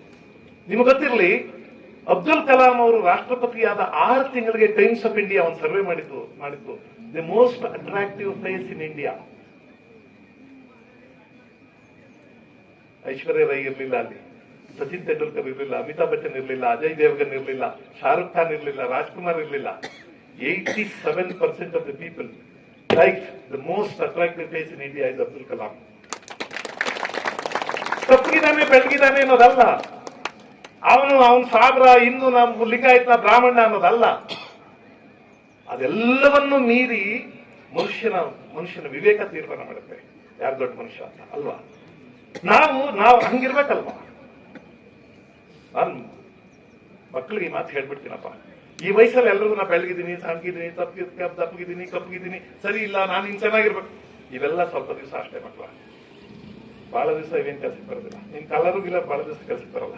ನೀನ್ ಸಣ್ಣಕ್ಕಿದ್ಯಾ, ದಪ್ಪಕ್ಕಿದ್ಯಾ, ನೀನ್ ನೋಡಕ್ ಸ್ಮಾರ್ಟ್ ಆಗಿದ್ಯಾ, ನೀನ್ ಉದ್ದ ಕೂದ್ಲಿದ್ಯಾ, ತುಂಡಾನ ತೆಲ್ಗಿದ್ಯಾ, ಒತ್ತಾಗಿದ್ಯಾ, ಇವೆಲ್ಲ 4-5 ವರ್ಷ. ಹೆಚ್ಚು ನೀನ್ ಚೆನ್ನಾಗಿದ್ರೆ 4 ಹುಡುಗರು ಹಿಂದ್ಗಡೆ ಬರ್ತಾರೆ ಅಷ್ಟೇ. ಇನ್ನೇನ್ ಅದ್ರಿಂದ ಏನ್ ಸಾಧನೆ ಆಗಲ್ಲ. ಕಡೆಗೆ ಡಿಸೈಡ್ ಆಗೋದು ನೀನು ಎಷ್ಟು ದೊಡ್ಡ ವಿದ್ಯಾವಂತೆ ಆಗ್ತೀಯಾ, ನೀನು ಎಷ್ಟು ದೊಡ್ಡ ಸ್ಥಾನಕ್ಕೆ ಹೋಗ್ತೀಯಾ ಅನ್ನೋದ್ರ ಮೇಲೆ ನಿನ್ನ ವ್ಯಕ್ತಿತ್ವ ನಿರ್ಧಾರ ಆಗುತ್ತೆ. ಇವತ್ತು ನಿನ್ ಕಲರ್ ಯಾವುದು, ದಪ್ಪನ, ಸಣ್ಣನ, ಮೂಗುದ್ದಕ್ಕಿದ್ಯಾ, ತುಂಡಕ್ಕಿದ್ಯಾ, ಕಣ್ಣು ಚೆನ್ನಾಗಿದ್ಯಾ, ಇವೆಲ್ಲ ನಡೆಯಲ್ಲ. Go beyond this. ಒಂದು ಕರ್ನಾಟಕ ಹೈಕೋರ್ಟ್ ಒಂದು ಕೇಸು, ಈ ಒಂದು 10-12 ವರ್ಷದಿಂದ ಒಂದು ಕೇಸ್ ಇತ್ತು. ಆ ಕೇಸ್ ಯಾವುದು ಅಂದ್ರೆ, ಈ ಮಕ್ಕಳದು ಪೆನ್ಸಿಲ್ ಬರ್ತಾವ, ಕ್ರೇಯನ್ಸ್, ಕಲರ್ ಕ್ರೇಯನ್ ಪೆನ್ಸಿಲ್ಸ್, ನಟರಾಜ್ ಅಥವಾ ಇನ್ನೊಂದು ಇದೆಯಲ್ಲ, ಯಾವುದು ಅಪ್ಸರ, ಇದು ಯಾವುದೋ ಇವೆರಡು ಕಂಪನಿಗಳಲ್ಲಿ ಒಂದ್ರ ಮೇಲೆ ಯಾರೋ ಕೇಸ್ ಹಾಕಿದ್ರು. ಅದರಲ್ಲಿ ಒಂದು ಈ ಪೀಚ್ ಅನ್ನೋ ಕಲರ್ ಇದೆಯಲ್ಲ, ಅದರ ಮೇಲೆ ಅವರು ನಾರ್ಮಲ್ ಸ್ಕಿನ್ ಕಲರ್ ಅಂತ ಪ್ರಿಂಟ್ ಮಾಡಿದ್ರು. ಯಾರೋ ಒಬ್ಬ ಕ್ವೆಶ್ಚನ್ ಮಾಡಿದ ಕೇಸ್ನಲ್ಲಿ, ಕೋರ್ಟ್ ಅಲ್ಲಿ, ಎಂತ ಅವಿವೇಕಿಗಳ್ರಿ ನೀವು, ಇದು ನಾರ್ಮಲ್ ಸ್ಕಿನ್ ಕಲರ್ ಅಂದ್ರೆ ಈ ಕಲರ್ ಇಲ್ಲದೆ ಇರೋರೆಲ್ಲ ಅಬ್ನಾರ್ಮಲ್. ಬೇರೆಯವ್ರನ್ನ ಅವಮಾನ ಮಾಡ್ತಿದ್ದೀರಾ ನೀವು. ಕರ್ನಾಟಕ ಹೈಕೋರ್ಟ್ ಎಷ್ಟು ಪ್ರೋಗ್ರೆಸಿವ್ ಡಿಸಿಷನ್ ತಗೋತು ಅಂದ್ರೆ, ಆ ಕಂಪನಿಗೆ ಹೇಳ್ತು, ಈ ಕ್ಷಣ ನೀನು ಈ ಕೇಸ್ ಹಾಕಿದವನಿಗೆ 1.5 ಲಕ್ಷ ದುಡ್ಡು ಕೊಡ್ಬೇಕು, ಸರ್ಕಾರಕ್ಕೆ ನೀನು 15 ಲಕ್ಷ ಪೆನಾಲ್ಟಿ ಕಟ್ಟಬೇಕು, ನಾಳೆ ಬೆಳಿಗ್ಗೆಯಿಂದ ಅದಕ್ಕೆ ಪೀಚ್ ಕಲರ್ ಅಂತ ಹಾಕ್ಬೇಕು, normal skin colour, abnormal normal ಅಂತ ಏನು ಇರಲ್ಲ. ನಾರ್ಮಲ್ ಅಬ್ನಾರ್ಮಲ್ ಮನುಷ್ಯರು ಇರ್ತಾರೆ. ನಾರ್ಮಲ್ ಯಾರು ಅಂದ್ರೆ ಎಂತ ಸಂದರ್ಭದಲ್ಲೂ ಅವರ ಸ್ಥಿತಿಸ್ಥಾಪಕತ್ವವನ್ನು ಕಲ್ಕೊಳ್ಳದೆ ಇರೋರು, ಸ್ಥಿತಪ್ರಜ್ಞೆಯನ್ನು ಕಲ್ಕೊಳ್ಳದೆ ಇರೋರು. ಅಬ್ನಾರ್ಮಲ್ ಯಾರು ಅಂದ್ರೆ ತಿಕ್ಲಾಗ ಆಡೋದು ಅಷ್ಟೇ. ಕ್ಷಣಚಿತ್ತ ಅಂತಲ್ಲ, ಈಗಿದ್ದಂಗೆ ಇನ್ ಸ್ವಲ್ಪ ಹೊತ್ತಿರಲ್ಲ, ಅವ್ರನ್ನ ಅಬ್ನಾರ್ಮಲ್ ಅಂತಾರೆ ಅಷ್ಟೇ. ಅಥವಾ ಯಾರು ಚೆನ್ನಾಗಿದ್ರೆ ಇವನು ಹುರ್ಕತ್ತಿರ್ತಾನೆ, ಯಾರು ಬುದ್ಧಿವಂತರಾದ್ರೆ ಇವನು ತಡ್ಕೊಳಕ್ಕಾಗಲ್ಲ, ಇದು ಅಬ್ನಾರ್ಮಲ್ ಅಷ್ಟೇ. ನಾರ್ಮಲ್ ಅಬ್ನಾರ್ಮಲ್ ಮನುಷ್ಯರು ಇರ್ತಾರೆ, ನಾರ್ಮಲ್ ಅಬ್ನಾರ್ಮಲ್ ಕಲರ್ಗಳಿರಲ್ಲ. ಕನ್ನಡ ರಾಜ್ಯೋತ್ಸವ ದಿನ ಕನ್ನಡಿಗರೆಲ್ಲರೂ ಆಲೋಚನೆ ಮಾಡಬೇಕಾದ ಸಂಗತಿಗಳನ್ನ ಹೇಳ್ತೀನಿ. ಪ್ರಪಂಚದ ಅತ್ಯಂತ ಶ್ರೇಷ್ಠವಾದ ಭಾಷೆಗಳಲ್ಲಿ ಕನ್ನಡ ಬಂದು, ಅಮೆರಿಕದ ಡಾಲಸ್ನಲ್ಲಿ ಒಂದು ಲಿಂಗ್ವಿಸ್ಟಿಕ್ ಇನ್ಸ್ಟಿಟ್ಯೂಟ್ ಇದೆ, ಅವ್ರ ಪ್ರಕಾರ ಪ್ರಪಂಚದ ಶ್ರೇಷ್ಠವಾದ 25 ಭಾಷೆಗಳಲ್ಲಿ ಕನ್ನಡ ಬಂದು 4,500 ಭಾಷೆಗಳ ಪೈಕಿ. ಇಂಗ್ಲಿಷ್ಗೆ ಲಾಜಿಕ್ ಇಲ್ಲ, English is an illogical and unreasonable language ಅಂತ ಹೇಳಿದ್ದು ನಾ ಕೃಷ್ಣಗೌಡ ಅಲ್ಲ, ಯಾರು ಬರ್ನಾಡ್ ಶಾ. ಅವನು ಇಲ್ಲಾಜಿಕಲ್ ಅನ್ರೀಸನಬಲ್ ಅಂತ. ಯಾಕೆಂದ್ರೆ ಪ್ರೊನೌನ್ಸಿಯೇಷನ್ ಬೇರೆ, ಓದೋದೇ ಬೇರೆ, ಅದಕ್ಕೆ ನಮ್ಗೆ ಇಂಗ್ಲಿಷ್ ಬರಲ್ಲ. ನಾವು ಹೈಸ್ಕೂಲ್ ಇದ್ದಾಗ ಹುಡುಗರಿಗೆ ಟಾಕ್ ಬರಿ ಅಂದ್ರು, ಅವ್ನು ಟಿಎಕೆ ಟಾಕ್ ಅಂತ ಬೇಟ್ರು ತಪ್ಪು ಅಂದ್ರು. ಯಾಕೆ ಅಂತ, ಎಲ್ ಬರ್ದಿಲ್ಲ ನೀವು, ಎಲ್ ಬರಿಬೇಕು, ಟಿ ಎ ಆದ್ಮೇಲೆ ಎಲ್ ಬರಿಬೇಕು ಅಂದ್ರು. ಇವನು ಅಷ್ಟೇ ಎಲ್ ಬರಿಬೇಕು ಅಂತ. ಅದೇ ಕಣ ಎಲ್ ಬರೆಯೋ, ಸರಿ ಸಾರ್ ಎಲ್ ಬರೀಲಿ, TALK ಟಾಕ್, ಮತ್ತೆ ಅದು ಟಾಲ್ಕ್ ಆಯ್ತದ. TALC ಟಾಲ್ಕ್ ಆಗುತ್ತೆ, ಅದು TALK ಯಾಕೆ ಟಾಲ್ಕ್ ಆಗಲ್ಲ ಅಂತ ನಿಮ್ ಕ್ವಶನ್. ಬೇಕು ಹಂಗಾಗಲ್ಲ ಕಣ, ಯಾಕಾಗಲ್ಲ ಸರ್, ಹಂಗಾಗಲ್ಲ. ಇಂಗ್ಲಿಷ್ ನವ್ರು ಕೇಳಿ ಯಾಕೆ ಹಂಗಾಗಲ್ಲ, ಅವ್ರಿಗೂ ಗೊತ್ತಾಗುತ್ತೆ. ಎಲ್ ಸೈಲೆಂಟ್ ಅಂದ್ರು ಮೇಷ್ಟ್ರು, ಎಲ್ ಸೈಲೆಂಟ್ ಕಣೋ ಅಂದ್ರು. ಅವ್ನು ಹೇಳ್ದ ಸೈಲೆಂಟ್ ಆದ್ರೆ ಮರ್ಯಾದೆ ಮನೇಲೆ ಬರ್ತಾರೆ, ಇಲ್ಲಿ ಬಂದು ನಮ್ಮ ಪ್ರಾಣ ಯಾಕೆ ತಿನ್ಬೇಕು. ನಾನು ಅದಕ್ಕೆ ಒಂದು ತಮಾಷೆ ಮಾಡ್ತೀನಿ, ಇಂಗ್ಲಿಷ್ ಎಷ್ಟು ಇಲಾಜಿಕಲ್ ಅಂದ್ರೆ, TO ಟು ಅಲ್ಲ ಸರ್, ಅದು ತಕೊಂಡ್ಬಿಟ್ಟು ಅದಲ್ಲ, ಟು. ಇಂಗ್ಲಿಷ್ ನಲ್ಲಿ ಟಿ ಅನ್ನೋ ಅಕ್ಷರ ಇದೆ, ಟಿ ಇಲ್ಲ. ನಮ್ಗೆ ಅನ್ನಕ್ ಬರ್ದೆ ಟಿ ಅಂತೀವಿ, ಅವರು ಟಿ ಅಂತಾರೆ. TO2 ಅಲ್ವಾ? ಇಂಗ್ಲಿಷ್ನವರು ಸ್ವಲ್ಪ ಬ್ಲೋ ಜಾಸ್ತಿ ಹೊಡಿತಾರೆ, ನಾವು ಸರಾಗವಾಗಿ TO2 DO2 ಅಂತೀವಿ. ಅಲ್ಲ, TO2 ಹಂಗಾದ್ರೆ GO ಗು ಆಗ್ಬೇಕಲ್ವ? ಆಗಲ್ಲ, ಗೋ ಆಗ್ಬಿಡುತ್ತೆ. ಹಂಗಾದ್ರೆ ಆ ಕಡೆಯಿಂದಾನೇ ಬರೋಣಪ್ಪ. GO ಗೋ ಆಗಿದ್ದೆ ಸರಿ ಅನ್ನೋದಾದ್ರೆ DO ಡೋ ಆಗ್ಬೇಕಲ್ವಾ? DOUGH ಬರೆದ್ರೆ ಡೋ ಆಗುತ್ತೆ. DOUGH ಡೋ ಆದ್ಮೇಲೆ ROUGH ರೋ ಆಗ್ಬೇಕಲ್ವಾ? ಏನಾಯ್ತು? ಆಗ್ಬೇಕು. ರೋ ಆಗ್ಬೇಕಾದ್ರೆ ROW ಹಾಕ್ಬೇಕು. ROW ರೋ ಆದ್ಮೇಲೆ NOW ನೋ ಆಗ್ಬೇಕಲ್ವಾ? ಏನಾಗುತ್ತೆ? ನಮಗೂ ನೋವಾಗುತ್ತೆ, ನಿಮಗೂ ನೋವಾಗುತ್ತೆ, ನಮಗೂ ನೋವಾಗುತ್ತೆ. NOW ನೋವು ಆದ್ಮೇಲೆ LOW ಲವ್ ಆಗ್ಬೇಕಲ್ವಾ? ಇಲ್ಲ, LOV ಬರೆದ್ರೆ ಲವ್ ಆಗುತ್ತೆ. LOV ಲವ್ ಆದ್ಮೇಲೆ DROV ಡ್ರವ್ ಆಗ್ಬೇಕಲ್ವಾ? ಇಲ್ಲ, ಅದು ಡ್ರೋವ್ ಆಗುತ್ತೆ. DROV ಡ್ರೋವ್ ಆದ್ಮೇಲೆ PROV ಪ್ರೋವ್ ಆಗ್ಬೇಕಲ್ವಾ? ಅಲ್ಲ, ಅದು ಪ್ರೂವ್ ಆಗುತ್ತೆ. ಏನ್ ಪ್ರೂವ್ ಆಗುತ್ತೆ ಅಂದ್ರೆ English no reason no logic. ಅಂತದೊಂದು ಭಾಷೆಯನ್ನ ನಾನು ಇಂಗ್ಲೆಂಡ್ ಬಹಳ ಚೆನ್ನಾಗಿ ನೋಡಿದ್ದೀನಿ. ಅಂತದೊಂದು ಭಾಷೆಯನ್ನ ಪ್ರಪಂಚದ ಪ್ರಭಾವಿ ಭಾಷೆ ಮಾಡಿದ್ದು ಇಂಗ್ಲಿಷ್ನವ್ರು ತಾಕತ್ತು. 3.5 ಕೋಟಿ ಇದ್ದ ಜನ ಇವತ್ತು 5.5 ಕೋಟಿ ಎಷ್ಟೋ ಇದ್ದಾರೆ ಇಂಗ್ಲೆಂಡ್ ಅಲ್ಲಿ. ಕರ್ನಾಟಕಕ್ಕಿಂತ ಒಂಚೂರು ಇಂಚು ಮುಂಚು ದೊಡ್ಡ ದೇಶ ಅದು. ಇಡೀ ಪ್ರಪಂಚನ ಆಳಿದ್ರಲ್ಲ, ಅವ್ರ ತಾಕತ್ ಏನಿರ್ಬೇಕ್ರಿ? ಇಡೀ ಪ್ರಪಂಚನ ಆಳಿದ್ರು ಅವ್ರ ತಾಕತ್ ಏನು? ದುಬೈ ಅನ್ನುವಂಥ ದೇಶ, ಸಿಂಗಪುರ್ ಅನ್ನುವಂಥ ದೇಶ. ನಾವು ಇಷ್ಟು ದೊಡ್ಡ ದೇಶದಲ್ಲಿ ಯಾರು ಹುಷಾರ್ ತಪ್ಪಿದ್ರೆ ಸಿಂಗಪುರ್ ಹೊತ್ಕೊಂಡು ಹೋಗ್ತೀವಲ್ಲ, ನಾಚಿಕೆ ಆಗ್ಬೇಕಲ್ವ ನನಗೆ? ಅದೊಂದು ಸಣ್ಣ ದೇಶ, ನಮ್ ಬೆಂಗಳೂರು ಅಷ್ಟು ಇಲ್ಲ, 1200 ಸ್ಕ್ವೇರ್ ಕಿಲೋಮೀಟರ್ ಇಡೀ ಸಿಂಗಪುರ್. ಅಲ್ಲಿ ಒಳ್ಳೆ ಆಸ್ಪತ್ರೆ ಇದೆ, ಬೆಂಗಳೂರಲ್ಲಿಲ್ಲ ಅಂದ್ರೆ ನಾವು ಏನಾಗ್ಬೇಕು? ದುಬೈ ಅಂತ ದೇಶದಲ್ಲಿ ಪ್ರಪಂಚದಲ್ಲಿ 57 ವರ್ಲ್ಡ್ ರೆಕಾರ್ಡ್ಸ್ ದುಬೈನಲ್ಲಿವೆ. 57, 100ರಲ್ಲಿ 57 ಇವೆ. ಅವ್ರು ಹೆಂಗ್ ಕಟ್ಟಿರ್ಬೇಕು ದೇಶನ? ಅದಕ್ಕೆ ನಾವು ಕಟ್ಟಿಗೆ ಹೊಡೆಯೋದು, ಕತೆ ಹೇಳೋದು, ಆಮೇಲೆ ಇದು ಬೆಳಿಗ್ಗೆ ಎಲ್ಲಾರು ಇಬ್ಬರು ಕೂತ್ಕೊಂಡ್ರೆ ಡಿಸ್ಕಸ್ ಮಾಡೋದು, ಇಲ್ಲ ಪಾಲಿಟಿಕ್ಸ್, ಇಲ್ಲ ಮನಿ, ಇಲ್ಲ ಸಿನಿಮಾ. Go beyond that. ಅದರಿಂದ ಆಚೆಗೆ ಹೋಗ್ಬೇಕು. ಒಂದು ಕತೆ ಹೇಳಿ ಮುಗಿಸ್ತೀನಿ. ಯಾರೋ ಒಬ್ರು ಗುರು ಶಿಷ್ಯ, ಅಲ್ಲಿರೋರನ್ನು ಮಾತಾಡ್ತಿರೋರು, ಇರೋ ಇಲ್ಲಿ ಬಿಡಿ ಬಿಡಿ ಬಿಡಿ ಬಿಡಿ ಬಿಡಿ, ಅವ್ರು ಅಲ್ಲೇ ಮಾತಾಡ್ತಿರ್ಲಿ ಸರ್. ಅವ್ರಿಗೆ ತಗಡಿಗಳು ಅಲ್ಲೋರು ಕೂತ್ಕೊಂಡು ಭಾಷಣ ಕೇಳ್ತವೆ, ನಾವೇನು ಈಗ ಹಂಗಿರ್ಲಿ. ಅವರು every fool has a freedom to create is heaven. ಎಲ್ಲಾ ಮೂರ್ಖರಿಗೂ ಅವರವ್ರ ಸ್ವರ್ಗದಲ್ಲಿ ವಾಸ ಮಾಡೋಕ್ಕೆ ಸ್ವಾತಂತ್ರ್ಯ ಇರುತ್ತೆ, ಇರ್ಲಿ. ನಾನಂತೂ ಸತ್ಯವಾಗ್ಲೂ ಅಡ್ಬಿಟ್ಟಿ ಕೂತಿಲ್ಲ, ಅಥವಾ ಸತ್ಯವಾಗ್ಲೂ ಪುರುಸೊತ್ತಾಗಿಲ್ಲ, ಸತ್ಯವಾಗ್ಲೂ ಕೆಲಸ ಇಲ್ಲದೆ ಇಲ್ಲ. But I have got something to say. Plato ಹೇಳಿದ ಮಾತು, wise men speak because they have got something to say. Fools speak because they have to say something. ಏನಾದ್ರೂ ಹೇಳಕ್ ಇರ್ಬೇಕು ಮಾತಾಡಕ್ಕೆ. ಕತೆ ಹೇಳ್ಬಿಟ್ಟು ಮುಗಿಸ್ತೀನಿ. ಒಂದು ಹೊಳೆ ಹರಿತಾ ಇರುತ್ತೆ, ಒಬ್ಬ ಗುರು ಶಿಷ್ಯ ಹೋಗ್ತಾ ಇರ್ತಾರೆ. ಇಬ್ರು ಸನ್ಯಾಸಿಗಳು, ಇಬ್ರು ಬ್ರಹ್ಮಚಾರಿಗಳು ಹೋಗ್ತಾ ಇರ್ತಾರೆ. ಗುರುಗಳಿಗೆ ವಯಸ್ಸಾಗ್ಬಿಟ್ಟಿದೆ, ಮುತ್ತಪ್ಪ. ಶಿಷ್ಯ ಇನ್ನೂ ಯುವಕ, ನಿಮ್ಮ ವಯಸ್ಸವನು, ಕಟ್ಟು ಮಸ್ತಾದ ಹುಡುಗ, ಸ್ಮೃದ್ರೂಪಿ, ಚೆನ್ನಾಗಿದ್ದಾನೆ ನೋಡಕ್ಕೆ. ಒಳ್ಳೆ ಪ್ರವಾಹ ಬಂದಿರುತ್ತೆ. ಗುರುಗಳು ಹೇಳ್ತಾರೆ, ಹೆಂಗಪ್ಪ ದಾಟೋದಿದ್ನ? ನಾನಿದ್ದೀನಲ್ಲ ಗುರುಗಳೇ, ಎತ್ಕೊಂಡು ಹೋಗ್ತೀನಿ ಬನ್ನಿ ಅಂತ. ಆ ಗುರುಗಳನ್ನ ಎತ್ಕೊಂಡು ಆಗಿರ್ತಾನೆ. ವಯಸ್ಸಾದ ಮುದುಕ, ವಯಸ್ಸಾದ ಮುದುಕ ಅಂತ ಕೇಳ್ಬೇಕು. ಚಿಕ್ಕ ವಯಸ್ಸಿನ ಮುದುಕ ಇರ್ತಾರ? ಮುದುಕ ಅಂದ್ರೆ ಮುದುಕಪ್ಪ, ವಯಸ್ಸಾದ ಮುದುಕ ಅಂತ ಯಾಕಂತಾರೆ? ಮುದುಕ. ಆ ಮುದುಕ ಗುರುಗಳನ್ನ ಹೆಗಲ ಮೇಲೆ ಹೊತ್ಕೊಂಡು ಒಂದು 10 ಹೆಜ್ಜೆ ಮುಂದಕ್ಕೆ ಹೋದ. ಅಣ್ಣ ಅಂದ್ರು ಯಾರೋ. ತಿರ್ಕೊಂಡು ನೋಡ್ತಾನೆ, ಒಂದು ಸುಂದರವಾದ ಹುಡುಗಿ. ಆ ಹುಡುಗಿನೂ ನೀರ್ ದಾಟಕ್ ಹೋಗಿದ್ದಾಳೆ, ಆಗಿಲ್ಲ. ನೀರಲ್ಲಿ ಒದ್ದೆ ಮುದ್ದೆ ಯಾಕೆ ಬಂದು ದಡದಲ್ಲಿ ನಿಂತಿದ್ದಾಳೆ. ಅಣ್ಣ ನನ್ನೂ ಹೊಳೆ ದಾಟಿಸ್ತೀರ ಅಣ್ಣ ಅಂದು. ಇವನ್ ಗುರುಗಳನ್ನ ಎತ್ಕೊಂಡಿದ್ನಲ್ಲ ಹುಡುಗ, ಸ್ವಲ್ಪ ಇಳಿತೀರ ಗುರುಗಳ ಕೆಳಗೆ. ಗುರುಗಳು ಬೇಜಾರಾಗ್ತಿರಲ್ಲ, ನನ್ನ ಮಗನೇ ಇವನು ಸನ್ಯಾಸಿ ಹುಡುಗ ಹಿಂಗ್ ಮಾಡ್ತಾನಲ್ಲ ಇವನು ಅಂತ. ಆಯ್ತಪ್ಪ ಇಳಿಸು ಅಂದ್ರು. ಇಳಿಸ್ದ. ಆ ಹುಡುಗಿಯನ್ನ ಬಾಚಿ ಹೆಗಲ್ ಮೇಲೆ ಹಾಕೊಂಡು ಒಳ್ಳೆ ದಾಟಿಸ್ದ. ಆ ಕಡೆ ಇಳಿಸ್ತಾ ಬಂದ, ಗುರುಗಳನ್ನ ಎತ್ಕೊಂಡ ಕರ್ಕೊಂಡು. ಈ ಗುರುಗಳಿಗೆ ಉದ್ದಕ್ಕೂ ಒಂದೇ ಯೋಚನೆ, ಈ ನನ್ನ ಮಗ ಮಾಡಿದ್ ಸರಿನಾ? ಮಾಡ್ಬೋದಾಗಿ ನಿಂಗೆ? ಸನ್ಯಾಸಿ, ಇನ್ನು ಯುವಕ, ಅಷ್ಟು ಸುಂದರವಾದ ಯುವತಿಯನ್ನ ಹೆಗಲ ಮೇಲೆ ಹೊತ್ಕೊಂಡ್ ಬಂದಲ್ಲ, ಮಾಡ್ಬೋದ ಹೀಗೆ? ಬಹಳ ದೂರ ನಡ್ಕೊಂಡೋದ್ರು. ಗುರುಗಳಿಗೆ ಇದೇ ಕೊರಿತಾ ಇತ್ತು ಮನ್ಸಲ್ಲಿ. ರಾತ್ರಿ ನಿದ್ದೆ ಬರಲಿಲ್ಲ ಗುರುಗಳಿಗೆ. ಎಬ್ಬಿಸ್ಬಿಟ್ಟು ಕೇಳಿದ್ರು, ಸ್ವಲ್ಪ ಎದ್ದೇಳು ಮರಿ ಹೇಳ್ತಾ ಇಟ್ಟು ತಲೆ ಬಿಡ್ತಿರಲ್ಲ ಅಂತ ಎದ್ದ. ಅಲ್ಲಪ್ಪ, ಒಂದು ಪ್ರಶ್ನೆ ಕೇಳ್ಬೇಕು. ನೀನು ಸನ್ಯಾಸಿ, ಬ್ರಹ್ಮಚಾರಿ, ಆ ಸುಂದರವಾದ ಹುಡುಗಿಯನ್ನ, ಯುವತಿಯನ್ನ ನೀನು ಹೆಗಲ ಮೇಲೆ ಹೊತ್ಕೊಂಡು ಬಂದಿಯಲ್ಲ, ಸರಿನಾ ಅದು? ಹುಡುಗ ಹೇಳ್ದ, ಗುರುಗಳೇ, ಆ ಹುಡುಗಿನ ಹೊತ್ಕೊಂಡು ಬಂದು ಒಳ್ಳೆ ಆಚೆ ದರದಲ್ಲಿ ಇಳಿಸ್ಬಿಟ್ಟೆ, ಹೆಗಲ ಮೇಲೆ ಹೊತ್ಕೊಂಡ್ ಬಂದಿದ್ದೆ. ನಿಮ್ ಮನ್ಸಲ್ಲಿ ಹೊತ್ಕೊಂಡು ಎಲ್ಲಿ ತಕ್ಕ ಬಂದಿದ್ದೀರ ನೋಡಿ. ನೀವ್ ಇಳಿಸೇ ಇಲ್ಲ, ಇನ್ನೊಂದು ಅಲ್ಲೇ ಹೊತ್ಕೊಂಡು ಹೋಗಿರಿ.